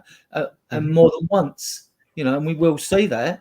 The problem Andrew's got, I'm sure you're going to come on to, is like, well, Solanke's fair. He plays. We ain't paid £65 million with add-ons for a player who's not going to play as the 9. So Son's not going to play through the middle at Newcastle. If Solanke's ankle's okay, he plays. So now, does Son play on the left? Son can play on the right. People forget he scored goals on the right, cracking goals on the right? He can. Well, that goal against Chelsea at Wembley was from the right, and it was sensation. And he scored away at Leicester at one. He curled one before half time on the edge of the box on the right. He scored plenty of goals on the right hand side. He scored against Man City in the Champions League on the right. All right. Well, let's move on then to the substitutions. And the reason why I want to bring the substitutions on now is that the complaint last season was Ange didn't make substitutions, didn't make them at the right time if he made them at all, and he didn't have any quality to bring on from the bench. Now, given the fact that there was no Bentancur yesterday, there was no Solanke yesterday, and that was the 5 he brought on, I think that shows we're on an upward trajectory. There's some decent talent there and some young talent as well. Adrian. Well, as I've said before, with the new players, until you see them all settle in, Spence, to me, I think he looked weak on the left against Bayern Munich. He was, and 2 games against Bayern Munich, what really got me, even though he's shown promise in the early games against Hearts and QPR, is the fact that Gnabry had so much space on the left in 2 games. We never learned from the first game against Bayern Munich. I still question his defensive capabilities. He looks good going forward, but he's a defender first. I've always said if being a wing back means you're absolved of defensive responsibilities, I don't want you in my team. So he's still a work in progress to me. He's still a work in progress. That is what a wing back basically is, Adrian. A wing back is not a right back. A wing back is meant to get forward more than he gets back. Yeah, but we don't play with 3 centre backs. Exactly, that is the problem, and that is purely down to Ange. So it is a problem. Big problem. Only Ange can fix that. And with regard to the others, listen, I've liked what I've seen of Gray. I've liked what I've seen of Bergwell. I like Sarr. Sarr was our best midfielder last year, not because he's our best midfielder in the team, but because Maddison was out injured, Bentancur was out injured, and he played more times and he played well last year. He did play well, but he's struggling to find his sharpness again this season, like Udogie is at the moment. Udogie's still coming back from injury. Richarlison gives you what he gives. He came on. To be honest, the subs didn't really have to do a lot when they come on, did they? The game was won, right? And none of them were really outstanding, were they? They didn't have enough time really to really impress. They just, this just helped to see out the game basically. But I do like Bergwall and Gray. I think they're going to be. Go on. Last season, Chang, I mean, we only brought on substitutes, seems to be as a last resort, and as Graham, their Spurs GCTV says, to sum up the substitutions, ask if there was any drop-off. No drop-off from what I could see. And that was the sort of substitutions I was used to seeing him make at Celtic. That's pretty well sums it up, doesn't it? Yeah, I think the substitutions this time around, or rather this season so far, have been spot on by Big Ange. A lot of the fans will be saying this on Monday night against Leicester, that if Big Ange had made the changes a lot sooner, rather than later when Bentancur was injured and when Pedro Porro especially was hobbling around, for a good 5-10 minutes before he was eventually taken off. I think that if these substitutes can come a lot sooner, they would have actually helped us, a lot better in my opinion, with regards to substitutions. And from those substitutions or yesterday, I think there wasn't any drop off, not that I could see anyway, from the players that took to the pitch. Everyone really put in a shift, and you could see that this is exactly what a lot of us Spurs fans have been wishing for a long while, where you can actually have players come in and slot in straight into the team, straight off the bench. And not only that, keep up the intensity, the tenacity, and the work rate to see the game off for the full 90, not just for the few minutes that they're on. But promising signs from our subs bench, promising signs as well from Big Ange, seeing as how he isn't afraid now to make those substitutions, early substitutions too, I might add as well. And I can't wait for Newcastle away. I know that we are still sweating on the availability of players like Bentancur, but from what I saw in the midfield, I think that would be the way to go forward. That midfield three of Kulusevski, Maddison, and also Pepe Matassar or Bissouma, whichever one of these two players Big Ange fancies in midfield. So yeah, the substitutions worked well. The players, they didn't show any drop off and all. And yeah, I think we have a lot to be hopeful for this season. Yes, Mr. Daniel. Jose, subs. Does anybody on here think our subs are good enough to get into that first 11 Barca? Are any of those subs even good enough to get into a top 8 team? Are any of those subs actually good enough to get on that pitch and change that game? Bergvall is. Yeah, Bergvall Possibly. The reason I said it with Bergvall is just, sorry, Chang. The reason I say it with Bergvall is when we had the choice of Højbjerg or Skip to bring on and hold it up in midfield, and somehow we scraped 5th last year, and they were getting pressed. I mean, even Gray got bullied in the first game against Bayern, the first friendly. Like, he got bullied and the press couldn't do it. And he got destroyed in the second one. I disagree with that entirely, Dave. I disagree with Adrian, he lost the ball 13 times. No, he did as good as he got in that game. But in them two games, mean he's good enough, mate. In those 2 games, when Bergvall came on, what he did, he gave us composure. He gives you composure. When everything's flying all around you, he's composed. And so I think he definitely look, you're going to see him, and you're going to see Gray, and you're going to see them all, because Friday coming, all right, this Friday the transfer window closes, and this Friday you've got the draw for the Europa League. We'll see. Adrian, the question I asked you and everyone, is any of those subs good enough, bar maybe Sarr or Kulusevski last season, to start on that first team? Are any of those subs good enough that if a player on the pitch starts making mistakes, that he's looking over his shoulder and saying, I've lost my place for the next 2 games, like a Man City, like a Liverpool, like an Arsenal, like even a West Ham now, because none of those subs would even get into West Ham's team now. Richarlison is. Dan, we won't know unless they're played. And if fans have been moaning all last year about the youngsters like Mikey Morrowell and all that, if we don't play them, we won't know. So I get that, but most of them have been played. Bar Gray and Bergvall. Bergvall always looked good. Hold on. We don't know fitness-wise how they stand up for 90 minutes, because all those players are only given half a game during the pre-seasons, because Ange was giving everyone a game. But that's not what I'm saying. I know, but we don't know. Look, are they fit enough? They're 18. They're 18 years old. I know with Bergvall. No, that's 2 players. And Bergvall, that's they're 2 not subs. Small. They're 6'2", both of them. Then they should be able to stand the rigours of the Premiership.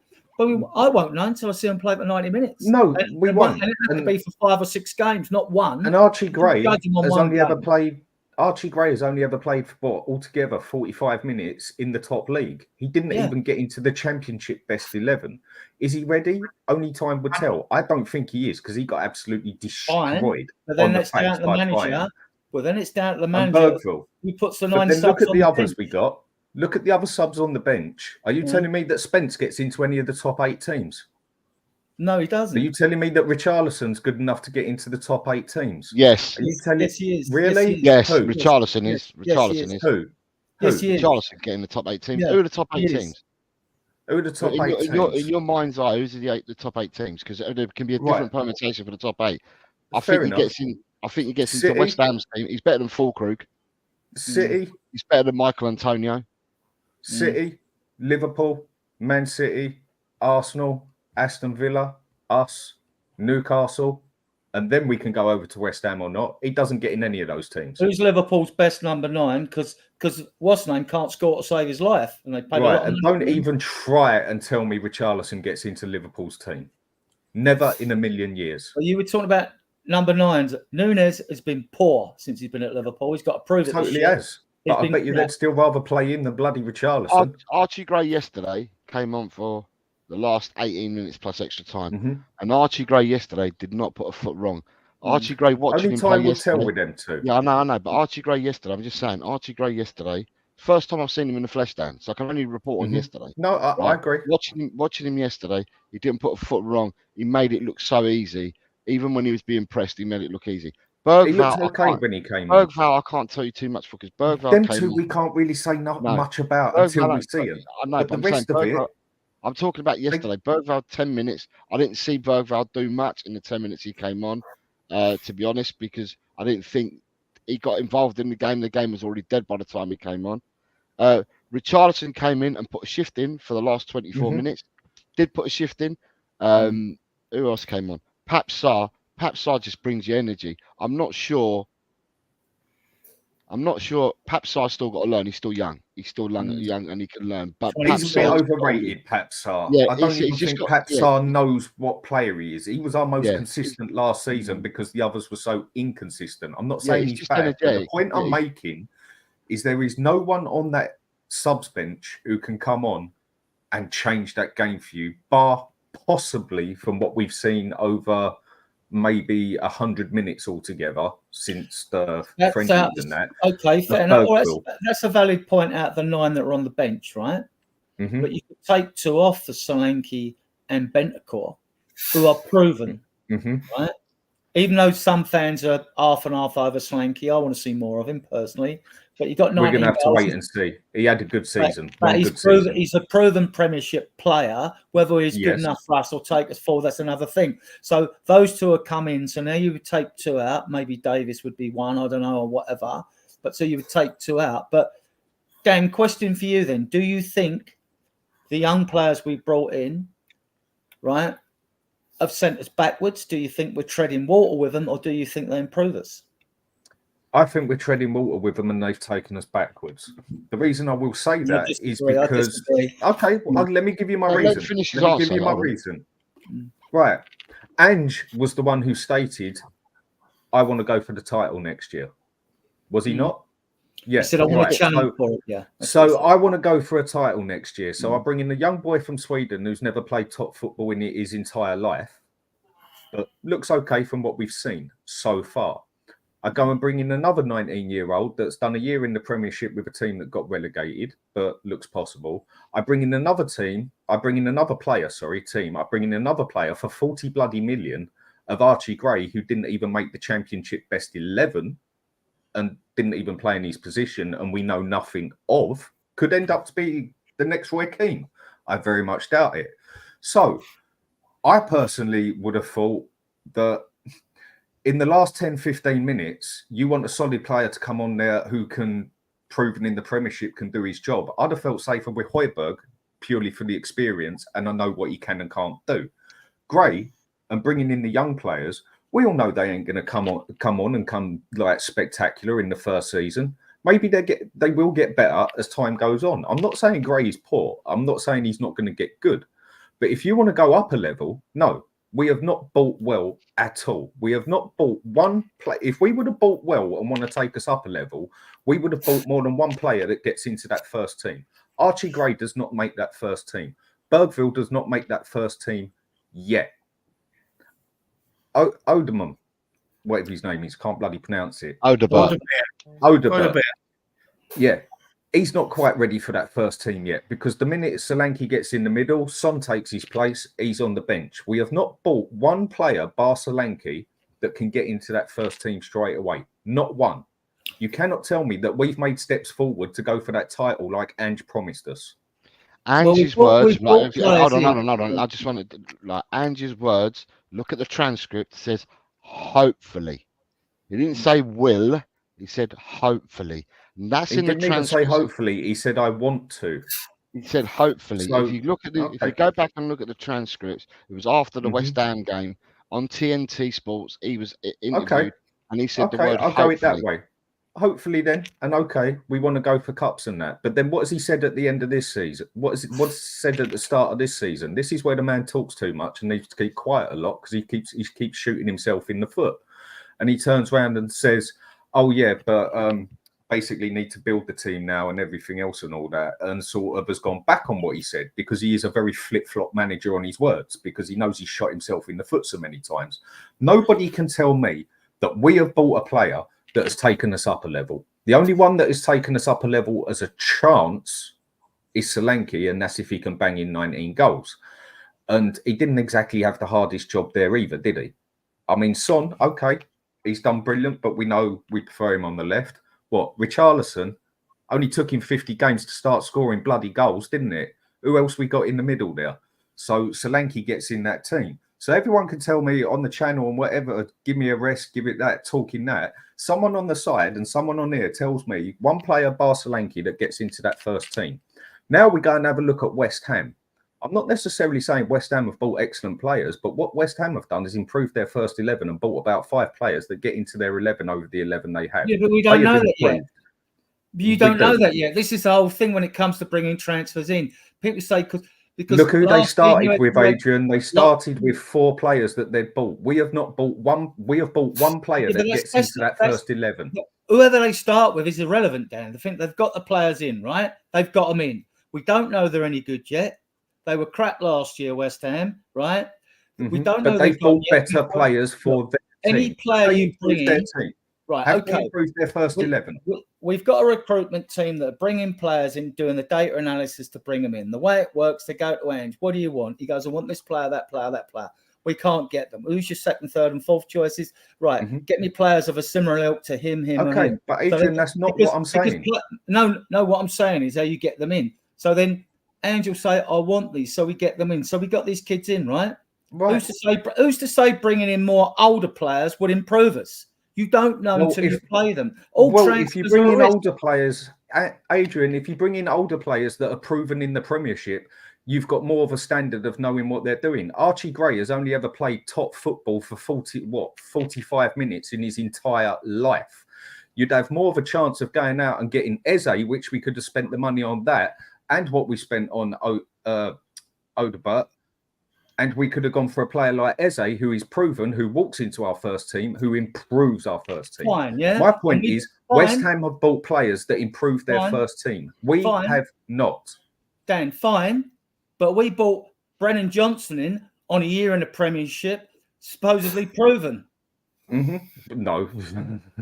Right? Some say, I get your point. But who have we bought that walks into that first team? Statistically, only 50% of transfers prove to be successful for any club. Fair enough, but that's not what I'm saying. 5% with Paratici. No, what I'm trying to say is, it's all right, people saying, right, and they will play. You mark my words, Bergvall and later on in the season, I think you're going to see more games out of him. I agree. He is the one who looks like he can do it. Both of them will play. And the reason they'll play is because they've done the stats on them. Now, they'll drip feed them into the team because it's the right thing to do. Odegaard went straight in. I've seen what they like in training, and he's had a year with Burnley in a poor side, scored 4 goals for them. Right. But I want to see Spurs buy players, Adrian, that walk into that first 11 over the players we've got. Right, Dan, so do I. I'd love an Eze. But where are these players? Where are these players? Where are they? So we haven't improved our first 11 by one player, have we? If you look, can I just say, if you look at the way that the transfer market is right at the moment, and there is something going on. There's been a shift change in the market, and the whole transfer market. Doesn't matter what team you are now. And the shift change has been because of whatever they're going to call these laws or these rules that they put in place. They called them something last season. They're calling them something different this season, right? The shift change has been there is not many players that have been purchased in the Premiership. If you looked for the percentage of players that were aged 25 and over that have been bought in the Premiership, as opposed to players 25 and under, you'll see there's been an absolute huge sea change. And we're no different to other clubs either at the moment. Yes, we are. Have Arsenal improved their team, their first 11? Yes. Have Aston Villa done it? Who started for their first 11 that they bought? Hasn't started. Calaflori will get into that 11th place easy. Second game, he'll get into that easy, and he's a proven international player. Yeah. Richarlison could get also with that. Richarlison is crap, and we all know that. Come on, he can get into our 11. To answer your question in a nutshell, Dan, right? Man U have improved their team. Villa have improved their team. You said what players can get into which one of these players can get into the top 8? Well, they can all get into Tottenham because we're top 8. I'll end it there. Yeah, but they ain't getting in anything above us, are they? They ain't getting in anyone better than us, are they? But you asked us all top 8, so I've just given the answer. Anyone above us. If you want to get technical to a point, then I get the cheeky point, yeah, because it's about the only way you can get out of it, because they ain't getting in no other team. Every time that anyone from the panel is saying anyone at all, then you're counteracting what they're saying. So at the end of the day, I'm just saying, because otherwise we'll go around in circles. So I'm just saying, you asked the question who'd get into the top 8. I'm going to say all of them. They get into Tottenham because they get into Tottenham. Otherwise, we're going to counteract. Otherwise, you're going to. Would they make it in any other team above us? Okay, no, guys, I'm calling time out. I'm calling time out on this because we're going to go round in circles, and I haven't heard a word from poor Chang, who hasn't come in on this at all. But I'm gonna move it on because I think you go round and round in circles with different opinions. Without taking too many sides, somebody said, I'm going to talk about the players out, but someone in one of our chat groups said, what we need to get is a couple of, and I quote, know-how players. And I thought, going by what Dan is saying and what have you, I think that's probably what we lack, a little bit of experience, some know-how to go alongside those younger players that we brought in. But before we get on to that, because this is it now, this is the moment of truth. If it doesn't happen by Friday night, it ain't happening at all. So let's talk about the transfers at Chang. Let me bring you in because you sat patiently by there while the others and the guys in the chat had their say. And I don't want to run much beyond 2 hours. I think that's enough for most people. We're still hopeful of getting rid of Lo Celso, and we're still hopeful of getting Reguilon. First of all, would you like to see those two players leave the club? And is there anybody else that you would like to see go as well? For me, I think Reguilon has to go. That's an almost certainty right now. As for Lo Celso, I think he still can have a part to play, but not for much longer. If we are serious about bringing Bergvall into the first 11, and for me, Lo Celso himself has run his course, but he wouldn't be, the worst backup player or even a squad player to have amongst our midfielders, if I'll be perfectly honest about Lo Celso. Although I know his fitness is an issue, as is his performances on the day. But if you were to ask me for, say, another big part player who is just, more than happy to see out his contract and warm the bench and, take part in training, but Lo Celso isn't the worst player to have on our books. As far as outgoings are concerned, Reguilon is a certainty who has to leave. And I think anyone else who should have left a long while ago or a long time ago has already left. The likes of your Oliver Skip or your Emerson Royals, your Højbjergs, just to name a few. So I think as far as outgoings is concerned, Big Ange has pretty much cleared out all the deadwood or even the players that he doesn't fancy. And I think, yeah, Lo Celso would be the one which I would retain, and Reguilon seems to be the only one left now amongst all those so-called deadwood whom he has yet to fully clear out. So that's a good sign that the rebuild is underway. But I think in terms of incoming, Mr. Daniel pretty much hit the nail on the head as far as incomings are concerned, whereby we need signings that immediately improve that starting 11. And although you could say that for most part of the transfer, we have been spending wisely, but not spending for the here and now, which is where I think a lot of fans are concerned as far as even maintaining top 5 or even trying to break into top 4 is concerned. So if you're to talk about getting an incoming or a new player that improves our starting 11, barring Solanke, which I felt was a massive improvement over Richarlison, although not my first choice, if I'd be perfectly honest, as far as strikers go. But as far as getting players in, I think the only other player now, or rather the only other position that we need to properly reinforce would be right back. And don't get me wrong, I think Pedro Porro is a fantastic right midfielder. He's a proper right flank player, but he's not a right back.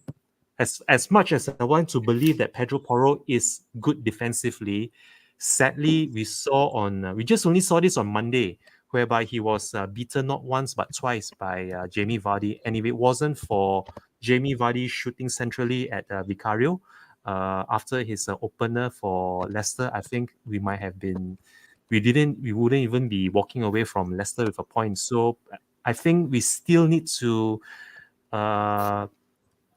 bring in a proper right back. That's not to say that Pedro Porro can't develop into a right back, but sadly, he isn't what we need right now in that position. Anywhere else other than right back, Chan? Because I want to bring the others in as well.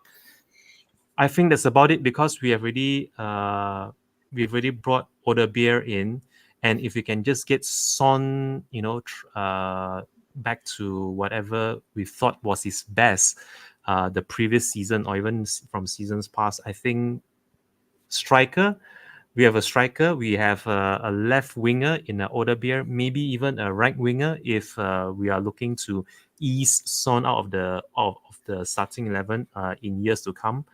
The midfield pretty much solidifies itself already with Pape Metassar and Archie Gray, maybe even if you can even get Bissouma back to where he was from the first 10 games of last season.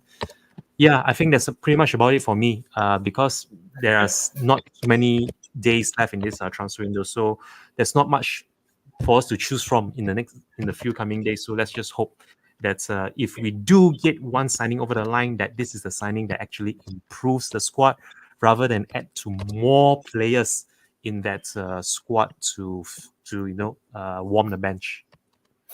Jose, what do we want? What do you want? What do you want Santa to bring you for Christmas? For me, like I said, I'm not sure about all these acronyms that preceded us from the transfer window, and why people have spent the way that they have, and the new set of rules that comes in for next year. So at the end of the day, my thoughts are, and they're honest thoughts, is we sold Harry Kane last year for 100 million. What happened to that 100 million? 2 years ago, we still haven't drawn the 50 million from that 150 million. What's happened to that 50 million? How much transfer budget, these are questions that we don't know. What transfer budget, how much money did we have in our transfer budget for this season? How much have we spent so far? How much have we still got that we can go and spend? At the end of the day, it's very frustrating being a fan and not knowing all this and not having all this information at our fingertips. And it becomes frustrating. However, I feel that for bare minimum, we're light on one defender, one midfielder, and another attacker. Bare minimum, 3 players.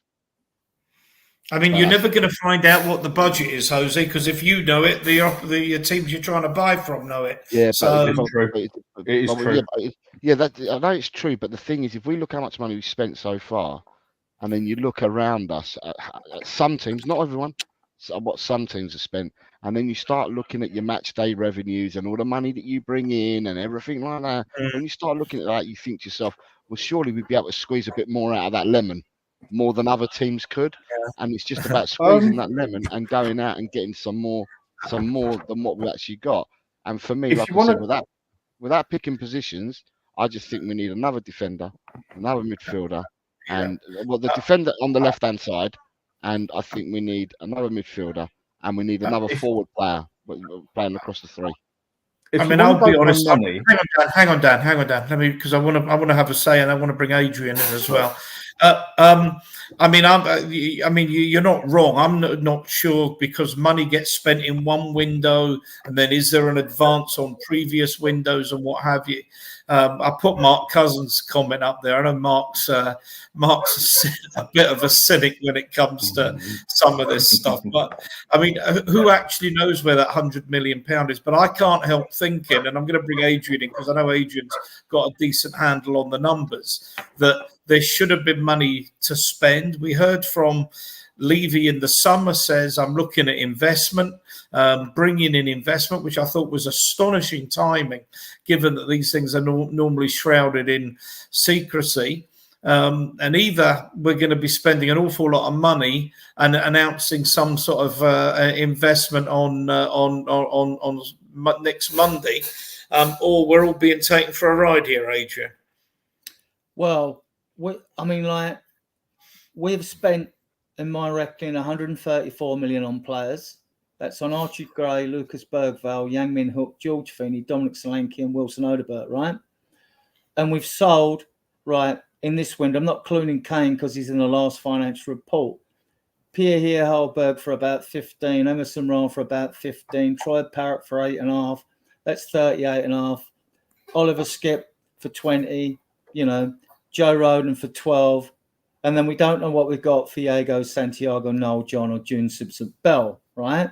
So we have brought in minimum, that's me being very conservative, 70 mil. Off the 134 mil, that leaves 64 mil, right? We spent 64 mil. If we sell Lo Celso and Reguilon for only 20 mil, remember, they're both in the last years of their contract, and Lo Celso has just won a Copa America, right? But if we only got 10 mil each for him, we'll have spent 44 million in his transfer window, right? Now, on average, since the stadium opened in 2019, we spent 600 mil on players. 29 players we brought in, and we spent on average 120 mil.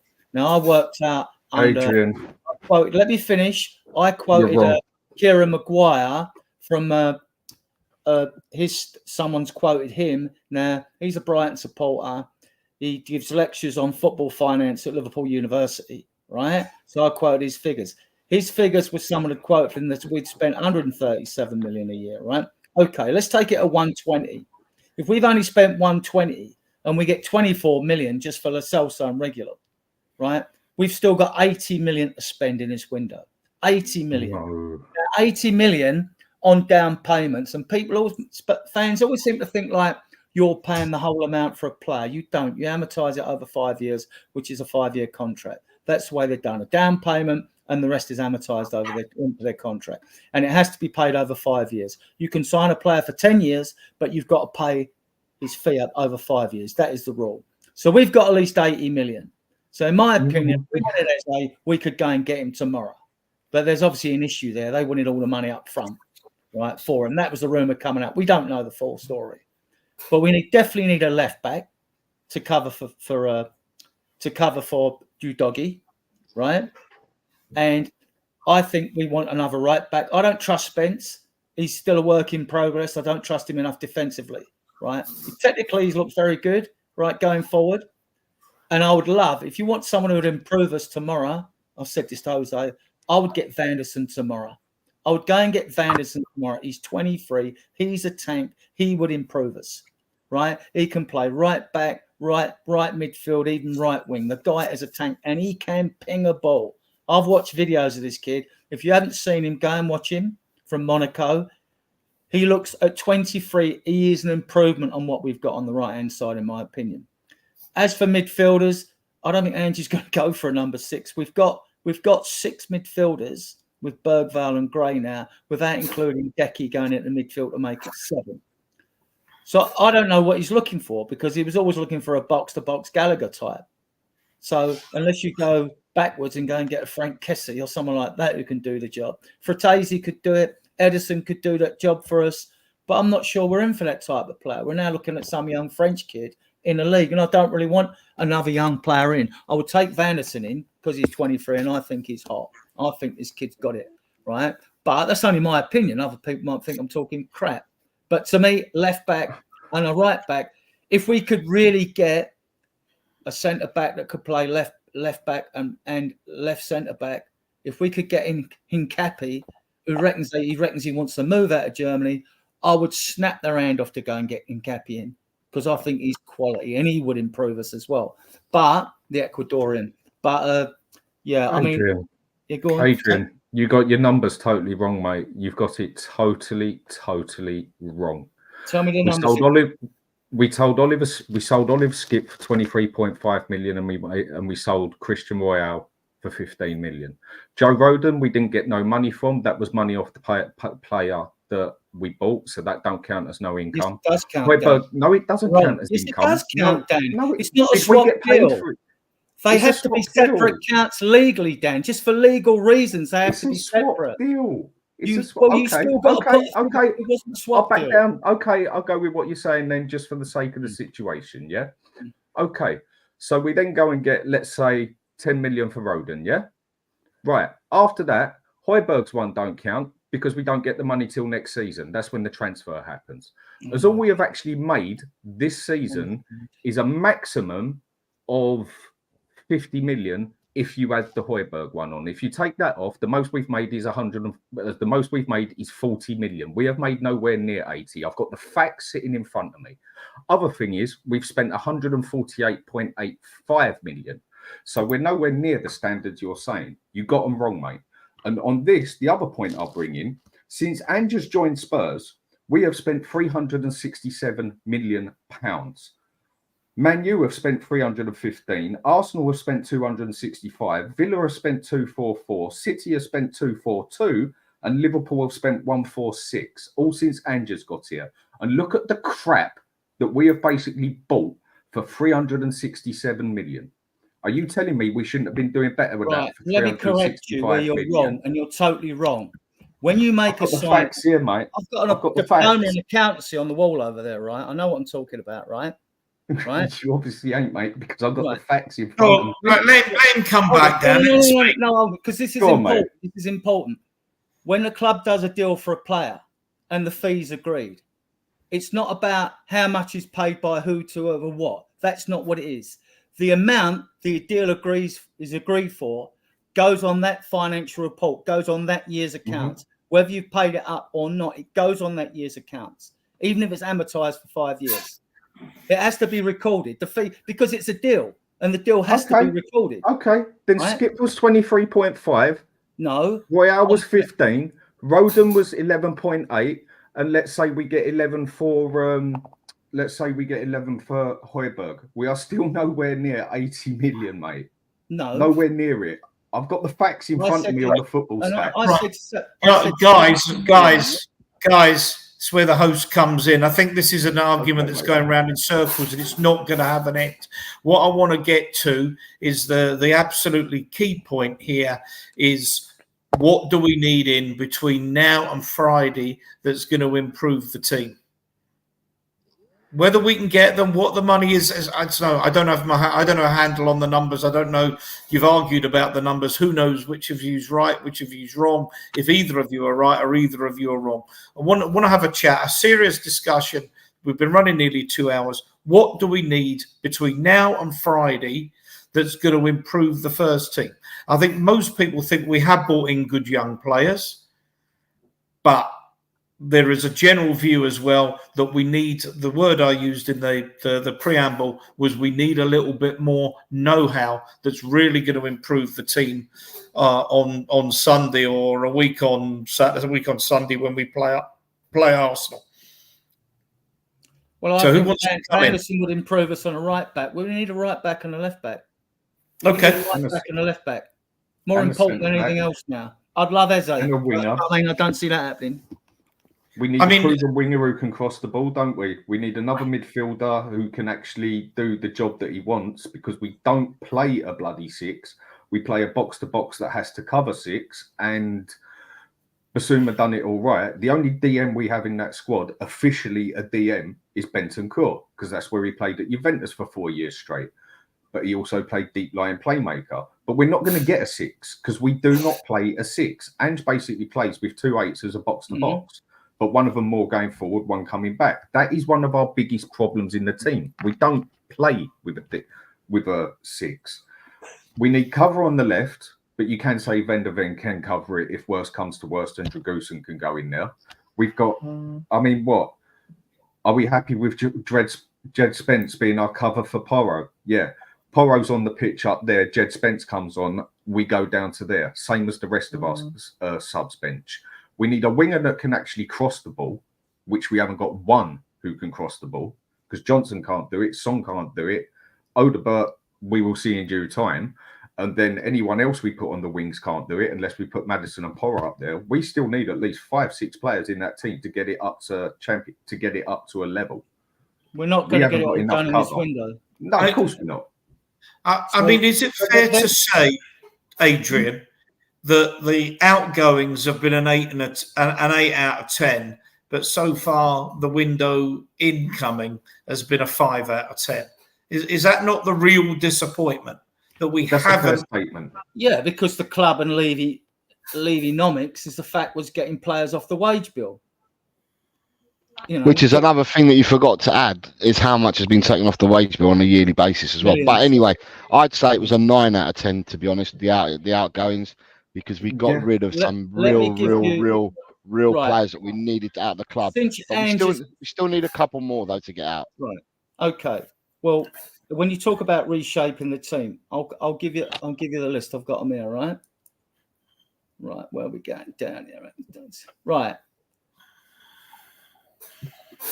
Right. Since Ange came to the club beginning of last season, the free transfers were Lucas Moura, Ryan Sesson, Musna, and Dombelli. Right. We brought in 6 players: Archie Gray, Lucas Bergvall, Yang Min Hook, George Feeney, Dominic Solanke, and Wilson Odebert. Right. That's 9. Then Kane's gone, Dyer's gone. It's 10, 11. Højbjerg's gone. 12. Emerson Roll 13. Parrott 14. Brian Gill 15. Oliver 16. Joe Roden 17. Diego Santiago 18. Niall John 19. Yunsuk Bell 20. Ashley Phillips is going out on loan 21. And we're going to get rid of Lo Celso and Reguilon. That'll be 23. Right? So I think that's good. I mean, I know there's loans amongst there. There's about 6 loans. But if you take them off, 17 players have gone. And he's only in his second season. Poch got rid of 36 players, 36 players, I think it was in 5.5 seasons. We've got rid of virtually half that amount in the first season. And others, if they don't shape up by January, will go on the list, because Ange will be ruthless, whether it's for Richarlison and Johnson or whatever remains to be seen. But I think for getting rid of players to reshape this team, and people say, oh, another project. Listen, clubs are always a work in progress. Success is never final. You have to keep going and trying to raise the bar. You're always a work in progress. So I don't get that argument from me, right? But no, I think we've done very well in getting rid of the ones we should have got rid of. We've done very well on that. Excellent. I'd give 9 out of 10 on that. As for getting players in, yeah, I'd have liked Eze in. I'd have liked proven quality. I weren't sure about Neto and Chiesa, only because of the injury problem. You need warranty. You need a warranty like with a car on parts with players like that when you bring them in. But if there's guarantees with them, then you go for them. But I haven't heard a lot of these complaining Spurs fans come up. I mean, I've been searching like mad and looking at players, come up with lists of players. They're very good at criticising the transfer window. They're not very good at coming up with a list of players. You know, so it's easy to lance boils, but it's not easy to offer solutions. And that's what they do. Fans are very good at lancing boils, but they're not very good at offering solutions, you know. I think that's the nature of, this is the sort of thing we used to do in the pub, and then give us a television screen and a microphone, and we're suddenly all instant experts. I mean, that's the reality.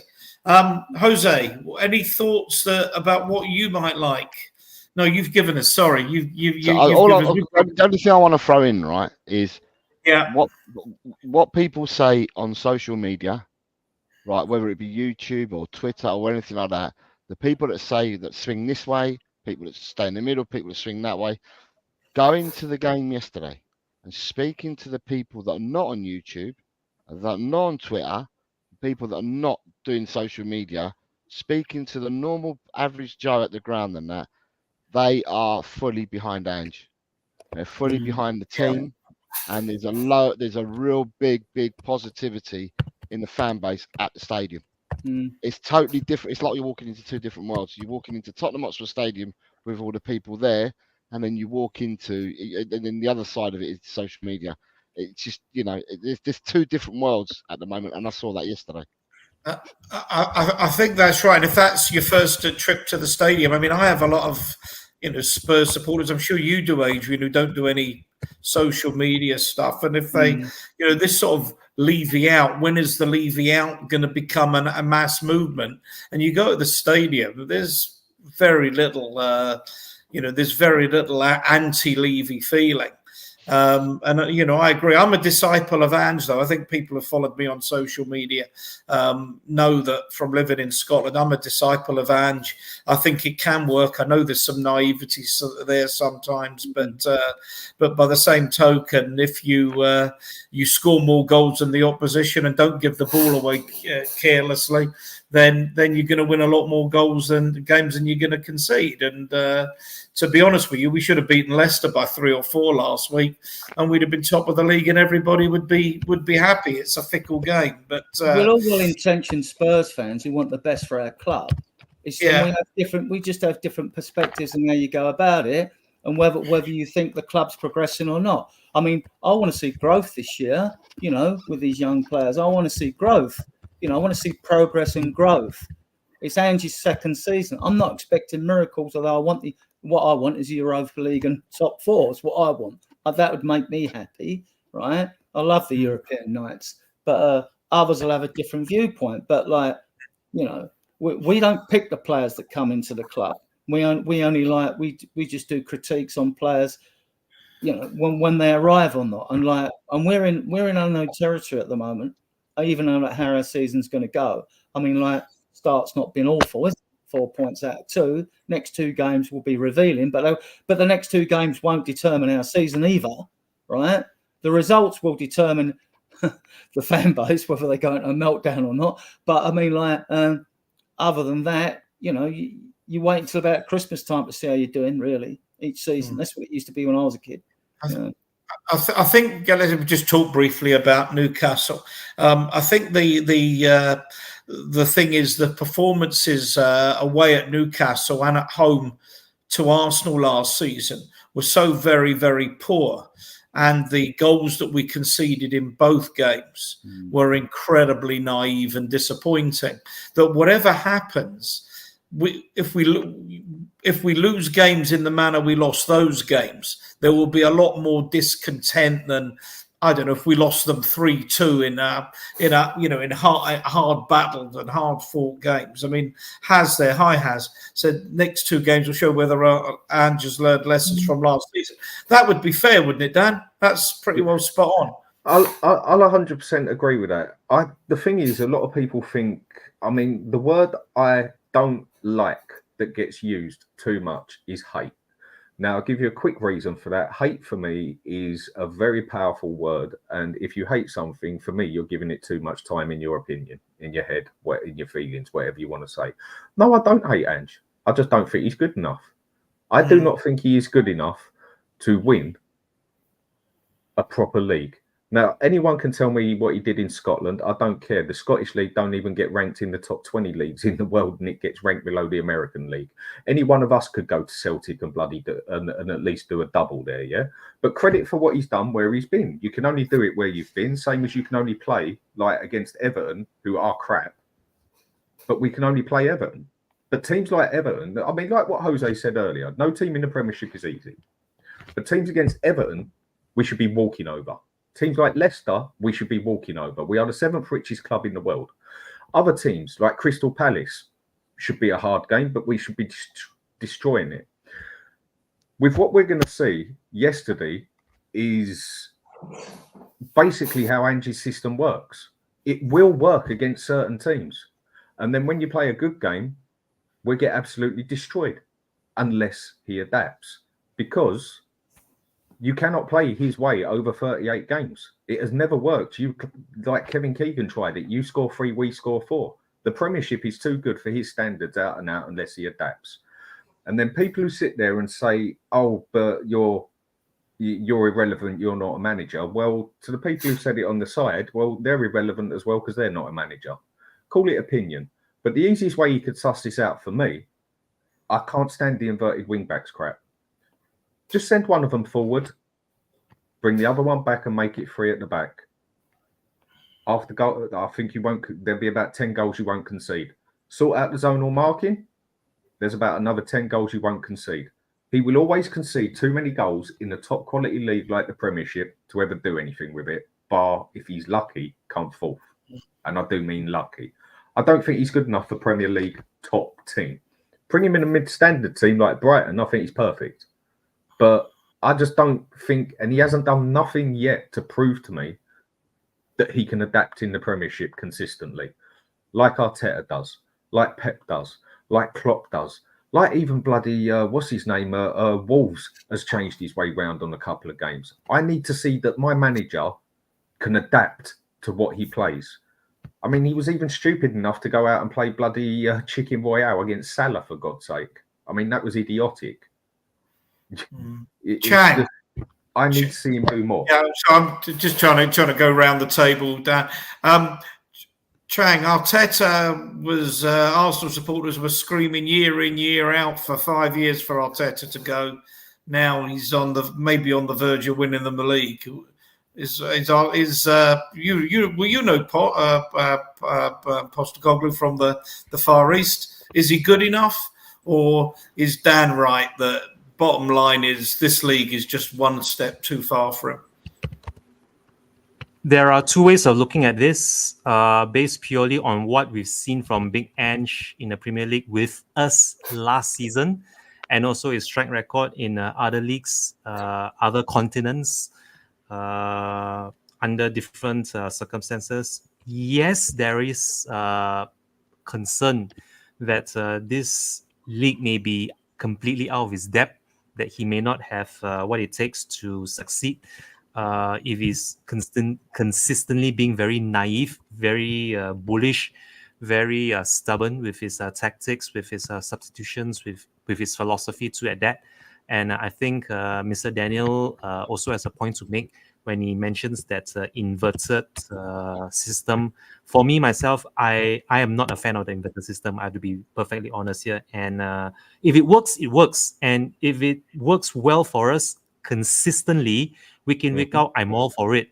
But I've yet to see too much of that inverted wingback system to convince me that this is the way forward for us, which is where I feel Big Ange needs to tinker and adapt, which so far he has yet to do too much of that, the adapting and the, bedding into the Premier League to warrant any sort of long-term positivity about his prospects succeeding with us. So I will give him another, say, year or so before I pass any judgment as to whether he is suited for us. For the time being, I think he's the best that we can get for now. I don't think many fans would want to go back to Big Ange. Not Big Ange, sorry. Pochettino, sorry. Not many of us want to go back for Pochettino purely because of what he did with Chelsea, but I think that's another story completely now that he's already managing the US men's national team. So as far as managers goes, I think we'll just have to make deal with Big Ange if he is the best that we can get for now. Going forward, I think only time will tell whether he will succeed at Spurs. Let's just give him the benefit of one more season. Just this season alone, let's see how he manages juggling the players, rotating the players in the domestic cups and also in Europe, because let's be fair, he didn't get too much domestic cup experience last season, and there was absolutely zero European experience last season as well for Big Ange. So this season alone will be a big test for him, just to manage and juggle those players in between all those competitions that we're still in. And I would give him another season or so before I pass any judgment to him. So if he's still our manager, I will fully back him. That's the borderline with me. I mean, you can say anything you want about him, whether he's suited, not suited, whether he's out of his depth, whether he's a good fit for the club. If he's still our manager, I'll fully back him. I wouldn't start booing him or calling him out or even criticizing him unnecessarily unless it is warranted. And for the time being, for me, in Big End we trust, and come on, you Spurs. Okay. Just while we're on this, I actually think that the board, and I'm talking about people like Lange as well as the Levies and Cullens of this world, have signed up for a long-term project rather than going for the short-term fixes of the Mourinhos and the Contes. But people in the chat, while I ask Jose and Adrian about where we're going with this, if you're in the chat, Ange falls under a bus tomorrow, God forbid.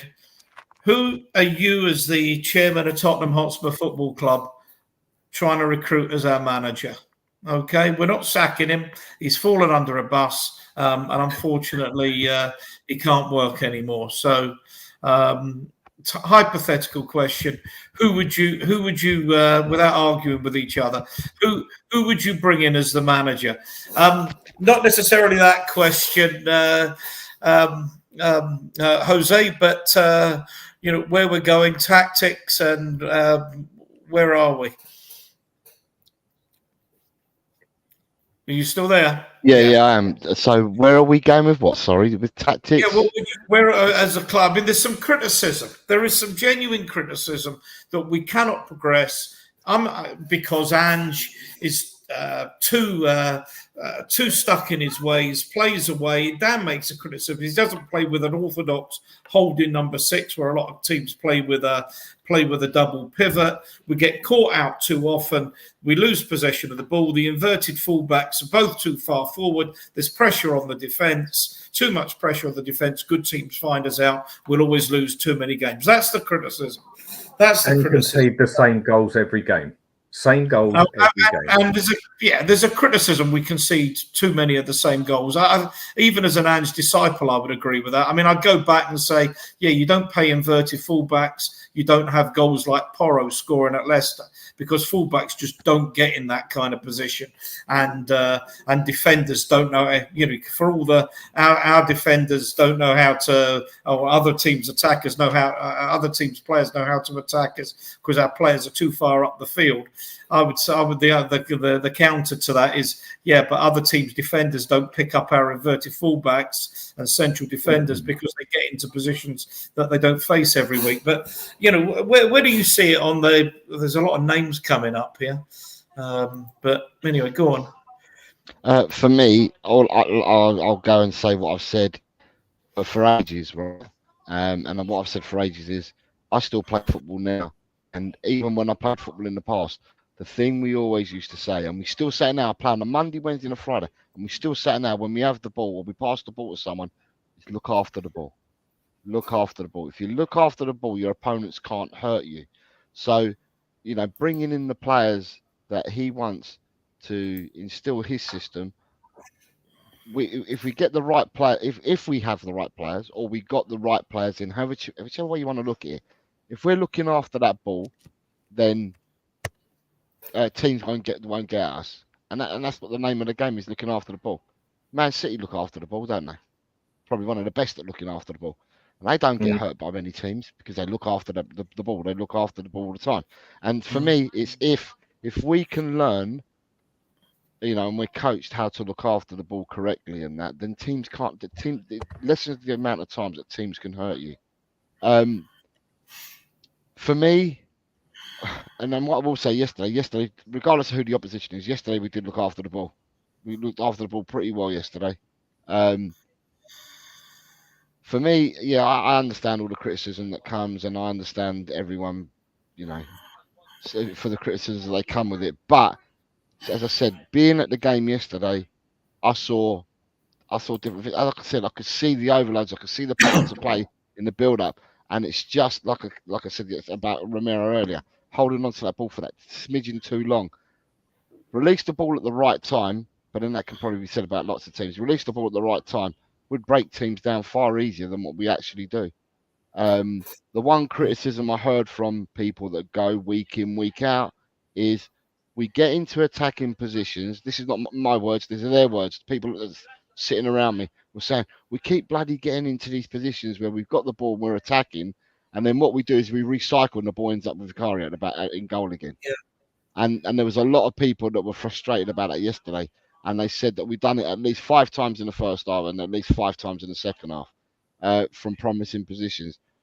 At the end of the day, you roll the dice, and that's what every team does when they start the league off, the season off. They roll the dice, and when the dice stop rolling, that's where you finish at the end of the season. The dice have been rolled. The die has been cast, whatever you want to say, and we'll see where it takes us this season. But I certainly won't be jumping up and down after 5 or 6 games. It takes a lot longer. The funny that I sat with Johnny Hammer, who a lot of you will know from streams in one of the games, I think against Bournemouth last year, Brentford last year, one of them anyway. And he called it horseshoe football, where the ball goes back and it goes forward and what have you. And you watch it. I mean, I've actually made some notes. You watch the way Liverpool, Chelsea, Arsenal, and City are playing. They're much, much more direct. And I still think we're missing a bit of a trick. And if it's maybe the players aren't good enough to play it, I don't know. But I didn't see much horseshoe football being played yesterday, though, Ian. Yesterday, not enough, not as much as normal. No, because when they were getting the ball, they were trying to find. Well, in the first half, Odegaard all the time. The release ball was out to Odegaard. They weren't doing the horseshoe, which I accused Tottenham of last season as well. Yesterday, they weren't doing that. They finding Odegaard in the first half with the ball straight away. In the second half, when we were coming out with the ball, we were looking at both wings. We weren't playing down the middle. We were looking at both wings. And I didn't see so much of the horseshoe yesterday. No. But that was a criticism I had last year. Yeah. But then again, we were playing Everton. And I mean, I think if I had a criticism, it's a fair point. We played when two you're playing teams. low block, when you're playing low block is but yesterday we played a team that played low block, and when we play against low block teams, that's when we predominantly play horseshoe football, and we didn't yesterday. No. And if I had a criticism of Ange at Celtic when the St Mirrens, the Motherwells, the Kilmarnocks of this world just sat back, 4-5. A 4-5-1 formation, he sometimes found it difficult, but more often than not found a way, and it is more difficult at this level. Adrian, your own thoughts about where we're at with Ange? I think we're in a good place. I'm confident we're going to have a very good season, and it's based on the simple. I mean, Ange has come up for criticism. I think a lot of people are forgetting that last year we had 22 injuries, more than any other team in the Premier League. And yet Ange, with the injuries and the problems we had from the Chelsea game onwards throughout, got us fifth in the league, right, with the squad we've got. Now, I believe the squad's improved. The youngsters have got to show it that have come in. I believe we're treading water or improved. I don't believe we've gone backwards at all, right? And I believe because of those injuries last year, I would expect a 4th place finish minimum, which I think is very achievable. And I think we've got a great chance to win the Europa League because it's 8 bites of the cherry. With the League Cup, you could draw Man City away first game. You could do it in the FA Cup in the first week in January, but you can forget the FA Cup because that's not till next year, right? So No, and I'm expecting growth and progress, and I think we'll see it. And I think we'll, because if we don't, then my theory on the injuries last year will go up in smoke, and people can clip this. But I mean, like, no, I'm hopeful. I think we're going to have a very, very. I think we're going to have, fans are going to be surprised. We're going to have a very good season. Okay, with that, we finished 5th. Okay, that's not good enough for me. Why? I'm not saying it is. No, I'm just giving you my side. Mm. I think we could have finished 4th easy if it wasn't for how stubborn or naive or just hasn't got a clue what he's doing in the defensive side through Ange. Because there was a lot of games we lost purely because he did not change any of his tactics. Even just tweak a little bit of it, yeah? If he would have done that in a couple of games, or we wouldn't have gone through 2 separate occasions where we lost 4 straight games out of 5, yeah, we would have got that 4th place easy because Villa were nothing special. We had the least amount of games in the Premiership to play because he got us kicked out of the cup in the first bloody round, and the second round, forgivable. With FA, it was City. It happens, yeah. We could have easily got 4th place. With this team we've got, I still think we can go for 4th place. But with Ange's tactics, not a chance in hell. I'll give you another reason why. We had something that saved our bacon last season big time. And that was those first 10 games. After those 10 games, nobody can tell me that we did not get sussed. Because every team, I'd say 9 out of 10 teams, 8 out of 10, played exactly the same way against us. Yep, Spurs are totally naked on the wings because they've got the wing backs up there. They've got their 2 centre backs sitting on the halfway line. Put it over and you get someone like Newcastle, Wolves, Fulham, absolutely cook us. It was purely down to Ange's tactics that we did not make 4th place. I don't think the man knows how to adapt. I think he's too old, really, for modern day football because he's so set in the way he plays. I want a younger manager at Spurs that knows modern day football better and can adapt to the football as it goes on. I don't think Ange's got the quality to do that.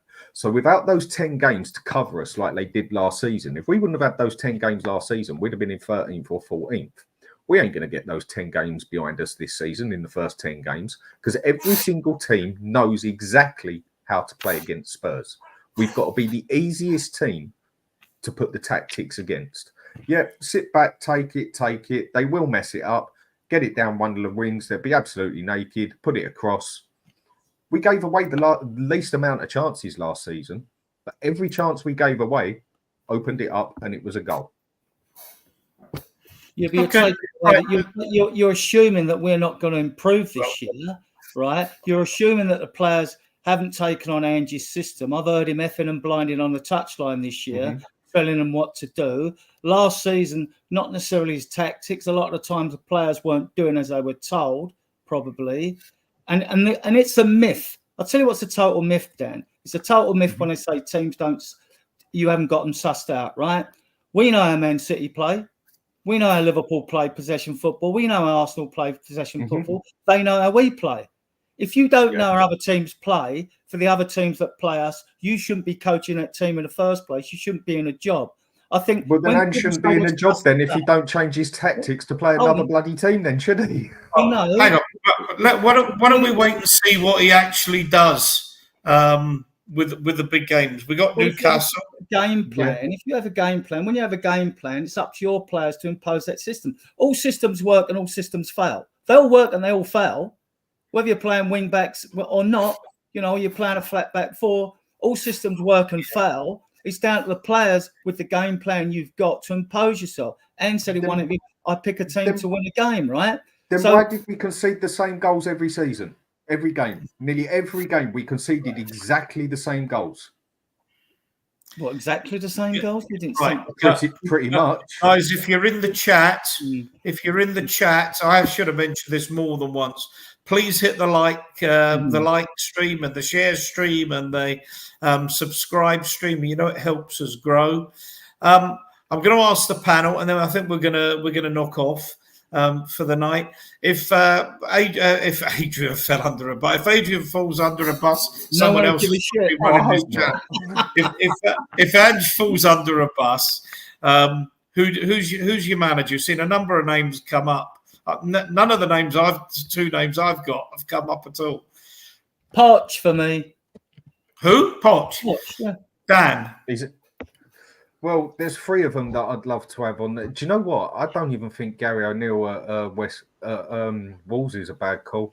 I actually think he's quite a good manager. But the one I'd love to go for is Ruben. I can't pronounce his bloody Amorim. Amorim, that's it, at Sporting Lisbon. I mean, what is he? 35, 38, something like that. Nagelsmann is another one I'd love. And I'd also go for Dantesco at Belgium. They're all younger managers that are more adapted to modern day football and that can adapt as the football goes on. They're 3 players that managers I'd go for. I'd want a younger manager, a modern day manager. The only ones who get away with it is like Pep and that, and that's just because he's spectacular. Chat? Wow. Seeing all these names being bandied around in the chat, and also after hearing everything, there's been talk about the managers, not even managers, everything that I've heard from on this show in the past hour and a half. I think I'd still go back for Pochettino if he was available. If he wasn't ready with the American men's national team, I go back for him purely because I think he knows how the club operates. He knows the fans. He knows how to temper expectations. And if there was one manager in this world right now who could get Harry Kane back from Bayern Munich and just get him to partner Son again for the next 1 or 2 more seasons before both of them, go about their merry ways with the twilight of their careers, I think Pochettino will be the man for me. That's not to say that there aren't any managers out there whom I feel are a better match for us. Nagelsmann is one name that has been, thrown about ever since we were courting him at one point before we ultimately said, nah, we are going to go in a different direction. But Julian Nagelsmann, probably even a Zidane, but Zidane doesn't even speak a word of English, so that completely rules him out. He's waiting for the French job, mate. Waiting for the French job. Yeah, so I think between Nagelsmann and Pochettino, I don't think there aren't many other managers who really excite me. I would still lean heavily on Pochettino.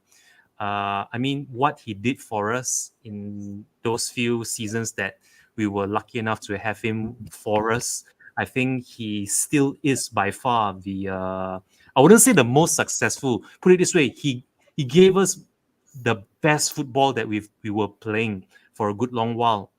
After Bill left, after Redknapp and Martin Yeo and ABB. So yeah, Pochettino will do it for me if we can't get someone else like a Nagelsmann.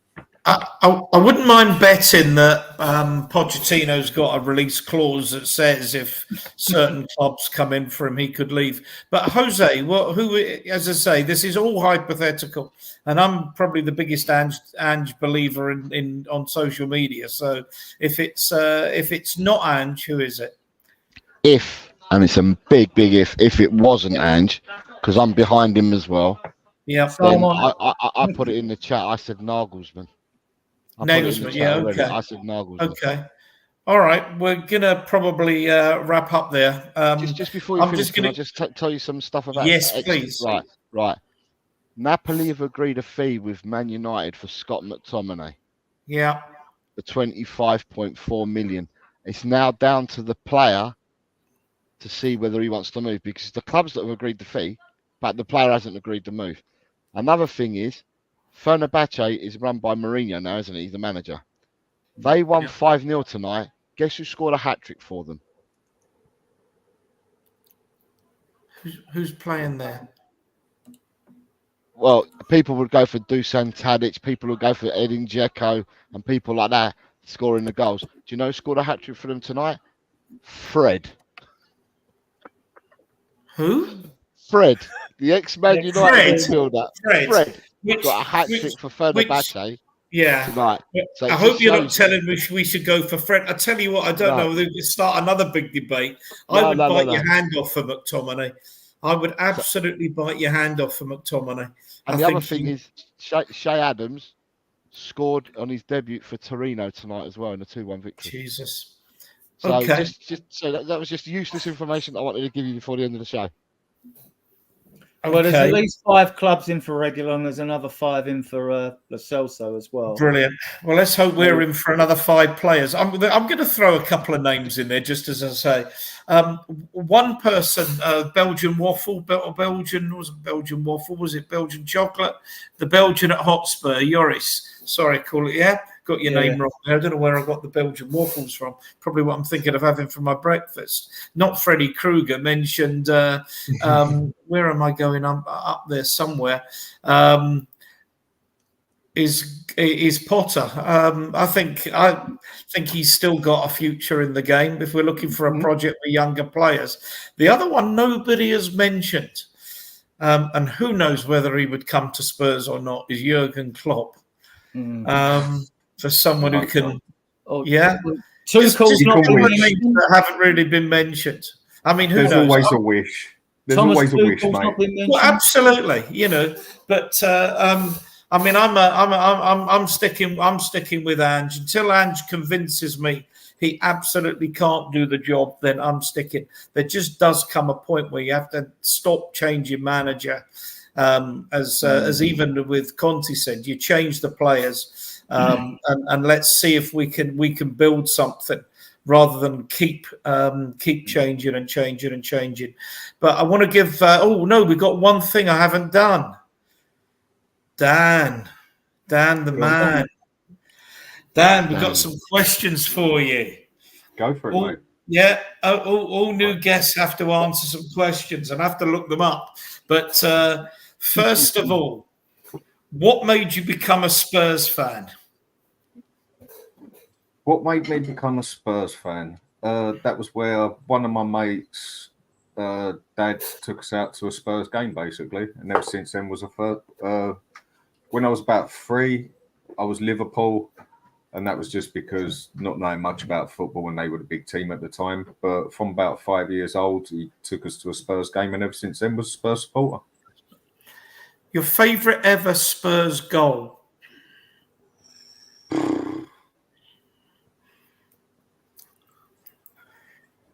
I won't say it was the best goal, but I'd say my favourite goal was when what's his name? Lucas. The Brazilian we had his Lucas Moura. When he scored on the last second, I'd say that had to be my favourite goal. I'm not saying it's the best goal, but it was my favourite one. And your favourite Spurs experience? Victory. That's a good question, that one. I mean, there's quite a few you can put down on that one. And Adrian thinks I should give you notice of the question, but I think it's more fun getting people to respond spontaneously to them. Yeah, it is a good one to think of. I mean, I did love that game that we beat Nottingham Forest in the FA Cup. That was a brilliant one. I remember that when I was younger. I've also loved every game we beat bloody Arsenal. And again, I'd just have to say that favourite game where we've done it was the Champions League semi-final.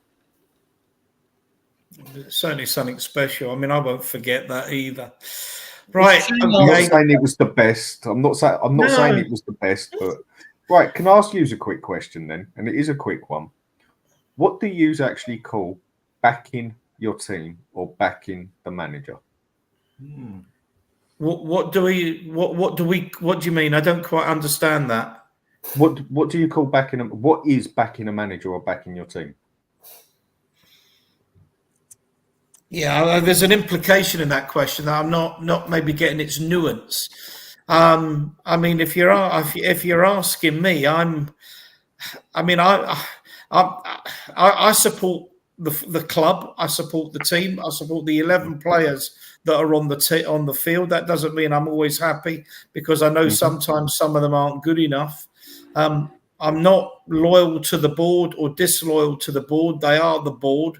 I think we live in a different era when I started watching football when, you know, it was the Wales and the Richardsons. And I mean, if you ever read the Hunter Davis's The Glory Game, where he talks about football clubs being managed by being owned by the local butcher, baker and candlestick maker, where if you wanted £1,000 to buy a player or you needed £100 to paint the stand, they stuck their hands in their pockets. You know, football is a very, very different game now.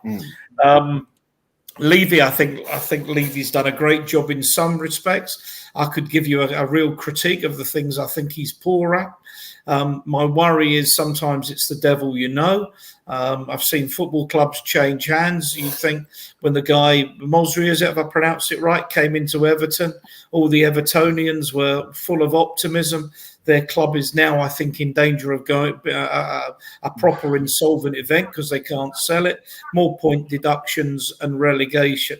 Manchester United, club that doesn't look to me to be going anywhere. The Glazers took over, big American money, used the fans' money to buy the stadium, used the fans' money and loans to buy the club rather. Haven't invested in the stadium, which is now having to be repaired.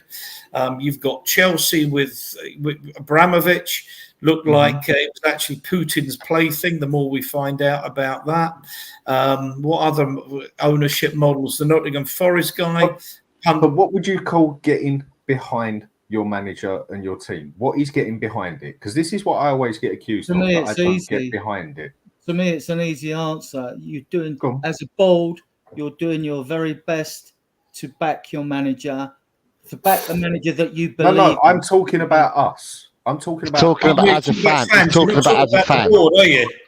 Yeah, I'm talking about as a fan. Well, let me as a fan. He's talking about. First thing you do as a fan is you get behind the team. You always support your team. You get behind your team. Getting behind the team. This is what I'm asking. My getting behind the team is wanting my team to win, wanting my manager to do well, wanting my players to do well, and I want all of that. So I get behind my team. But do I believe Angie's tactics are good enough? No. Do I think the team will win the league? No. But I always want us to win and I always want them to do well. And people say, well, you're not getting behind your team. So what do you call getting behind your team as a fan? Well, it's what you stated. I mean, the fact that you don't have faith in the manager doesn't mean you still don't support the team. I didn't like Conte or Mourinho. I know half the fan base liked either of those two managers. But while they're at the club, every manager we've had at the club, the ones I like, I could name easy, like Nicholson, Birkinshaw, Redknapp, Yell, Poch, even Hoddle and our dealers, they try to play this. Like, no, definitely not. Never wanted him. Never wanted Mourinho. See, but I still support, while they're at the club, I support even the players I didn't particularly like, I support them while I'm at the club. But you don't have to agree with them, do you? You don't even have to like them. It doesn't mean you're not getting behind them, does it? No, but that's it's what I'm not saying. Supporting them blindly. It's because that's what you do when you support your club.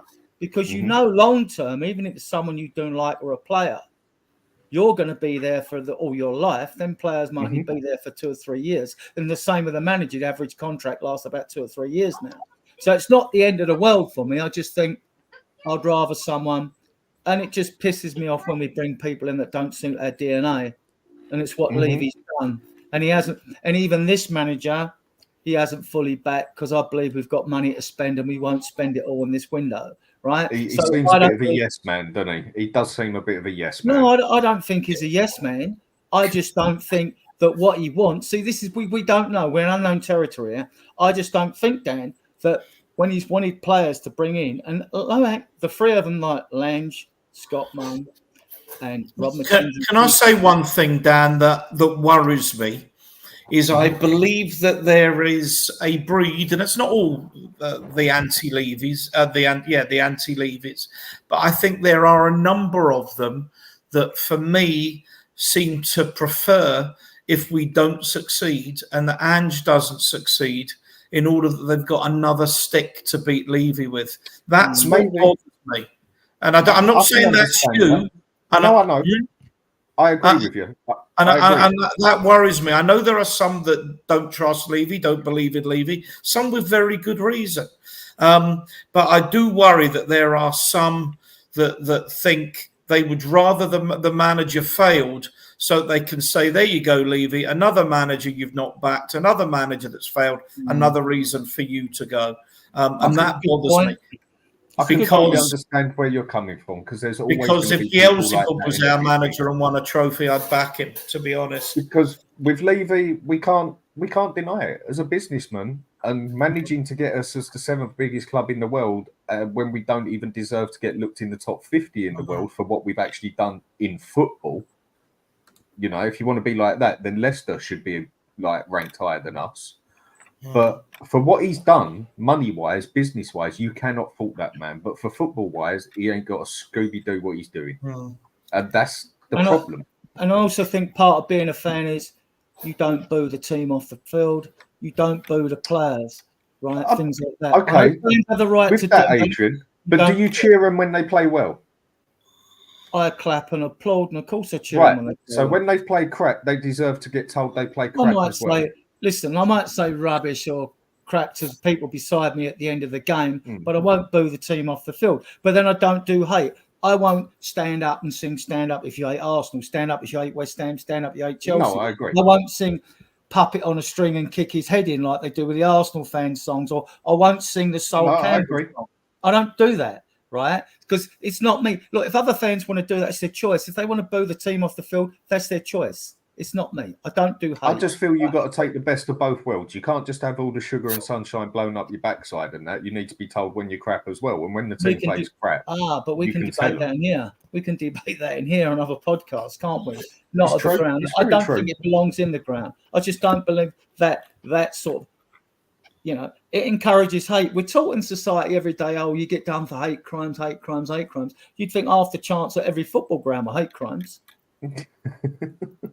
Well, I do get where you're coming from. I do see where you're coming from. Nothing happens about it, and yet it's encouraged, and the media encourage it. But the media are the biggest shower of wankers going anyway, right? And they'll encourage it, and then they'll be hypocritical, you know, in many other ways with regards to football. So, you know, I mean, like, and like encouraging hate at a football ground is, oh, it's accepted because it's football, it's a sport, you can do it. Really? I don't like it. I mean, but that's just me, you know. So the last bit I say. You can back your team and your manager, even if you don't think your manager is good enough, because you want him to win. Yeah. Why not? Yeah. You want your team to win, don't you? Whereas all you see off a lot of people is, especially on the chat, I'm not saying this chat, but a lot of chat that I go on is, well, you don't back your team, you don't back your manager. Well, I want them to win. Doesn't mean I have to like them. Doesn't mean I have to like the tactics. Doesn't mean I want Timo Werner to score 25 goals and everyone to tell me, there you go. And Johnson just banged in 20. You haven't got a clue, Dan. Well done. And I'll sit there and I'll put my hands up and say that I am happy to be proven wrong. But I know I'm not going to be proven wrong on that one. But that's the last I say to it. And thanks for having me on the show. It's pretty you're welcome to come back as well anytime. But I mean, like, the other thing that was very divisive last season, which I didn't agree with, which I'd probably have more of the fan base give me pelters for, I wanted us to beat Man City at home. I don't give a shit about Arsenal. I mean, to me, that's separate. To me, you play to win every game. All right, we lost anyway. History. I got where Ange come from because Ange is a winner. So he wants to win every game because he's a manager as a winner. He might not, acting as a professional at his club. He might not be a Spurs fan, but he's got to do the best of his professional capabilities because he's manager of Tottenham Hotspur. So I get where he was coming. He took a lot of unfair stick, I thought, and from that fan behind him as well. I can agree with what you're saying, but I was one of the ones. Our season was done and dusted anyway. We weren't going to finish any higher, and I get where the fan. I would have rather I preferred that we lost to City than Arsenal win that bloody league. I get what. Don't get me wrong. I get where their fans come from. I just don't. It's just not me. That's exactly. All. We've all got our own way of looking at things, and that is one thing you got to love about football. There'll be things I see on the pitch with my two eyes that you four won't, and there'll be things that you four see and I won't see it. That's the good thing about football. So, Dan, let's tie you down with one last question, all of you, right? Go on then, I'm my host, right? Where are we going to finish this season, and are we going to win any trophy? A trophy, I think Andrew's got a capability of doing, because a trophy isn't 38 games long, and the trophy you can also win it with a bit of luck. I mean, how England got in that final, I will never know. There was definitely luck to it, and I think Ange's got the capability to win a League Cup or even pushing an FA Cup. But in the league, I think we're going to go backwards, because if he doesn't change his system, everyone's already got us sussed out on how to play on it. I mean, what's his name even went on national TV and said, this is how you beat Spurs, for God's sake. I think we'll end up 7th or 8th. If he adapts, however, with just 1 or 2 little tweaks in his team, I think we can get 5th or 4th.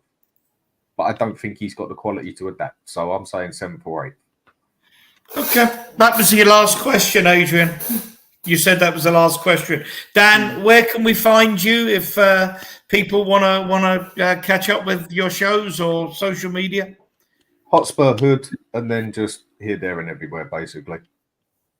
Here, there, and everywhere. Jose, I think we know where you are, but a lot of your fans are on here, so... El Tol Cockerel, I'm doing the show tomorrow at 4 o'clock, and it'll be the week 2 Everton talk and all the games, the 3 competitions that I'm running on El Tol. I'll give an update tomorrow where everyone is after the second week. Brilliant. And Chang? I will be on at noon later today. Well, when I say today, I mean Monday. I'm going to be on at noon tomorrow with Miss Kate, Mr. James Boxall, and Mr. Collison Wright over on Just the Girl Who Loves Spurs. And hopefully, before our next away game at Newcastle, we will be able to do another podcast together, Mr. Mev, because this was very good for me, as was last Monday post Leicester City. So looking forward to doing more shows together. And I think that's about it. That's about all I have in the upcoming week that I know of. But as always, thank you for having me on. Again, I have to apologize for being late, but better late than never. And finally, before I sign out, come on, you Spurs. Come on, you Spurs. Adrian, you'll be back on. Thank Dan and Jose for coming on. I'm sure you will as well. And Chang. Absolutely. That's appreciated. I want to thank, you'll all be invited again. I want to thank everyone in the chat for having the time to post comments. We welcome your comments. We hope that you subscribe to the channel, post a comment on the channel. I want to thank everyone that watches this show later on playback for taking the time and effort to do that. You know, and like, it's been a good show. We like sometimes a feisty debate, which is good. We like passion, like people showing their passion. That's fine. It's fine with me. I mean, it's been good. I think it's been a very good show. Brilliant. Adrian, what about this? You've done my clothes, so but when's the next show? When's the next show? Well, we do shows Tuesdays, Fridays and Sundays at the same time at 8 o'clock UK BST times, right? I know Ian's thinking of doing some shows, and Ellie is with Chang. We're going to try and do some at midday UK time, which is about 7. But but Chang's got to let us know when he's available, because I'm always available when you're available. I'm retired. So is Ellie. Ian might not be so available. He's sort of semi-retired. He's too busy flying around the planet. That's the problem. Yeah, I'm off to Canada next on Thursday, so I'll be on for 2 or 3 weeks. I will be seeing Mr. Daigle in Toronto. So we have a Spurs Diehards Facebook group, guys. For those of you watching, we've got 14,000 members. It's been going for 5 years. July it was going for 5 years. Chang was actually one of our first members, actually, in Spurs Diehards.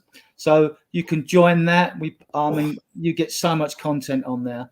And there's 2 WhatsApp groups. We're very closely affiliated to Jose, El Tel Cockerel and Talkable WhatsApp group. Dan goes in and we all go in there. It gets it can get a little bit feisty in there at times. But boring this afternoon. It's not hateful in there. Yeah, but anyway. Some people right. It's just way past my bedtime. So just again, those of you that are still in the chat and those of you that are listening on playback, thank you very much, everybody, for their contributions. Thanks to our special guest Dan today. Thanks again to Jose and to my co-hosts Chang, Adrian. In the back room. Good night. See you in the back room. Good night, everybody. Come on, you Spurs. Come on.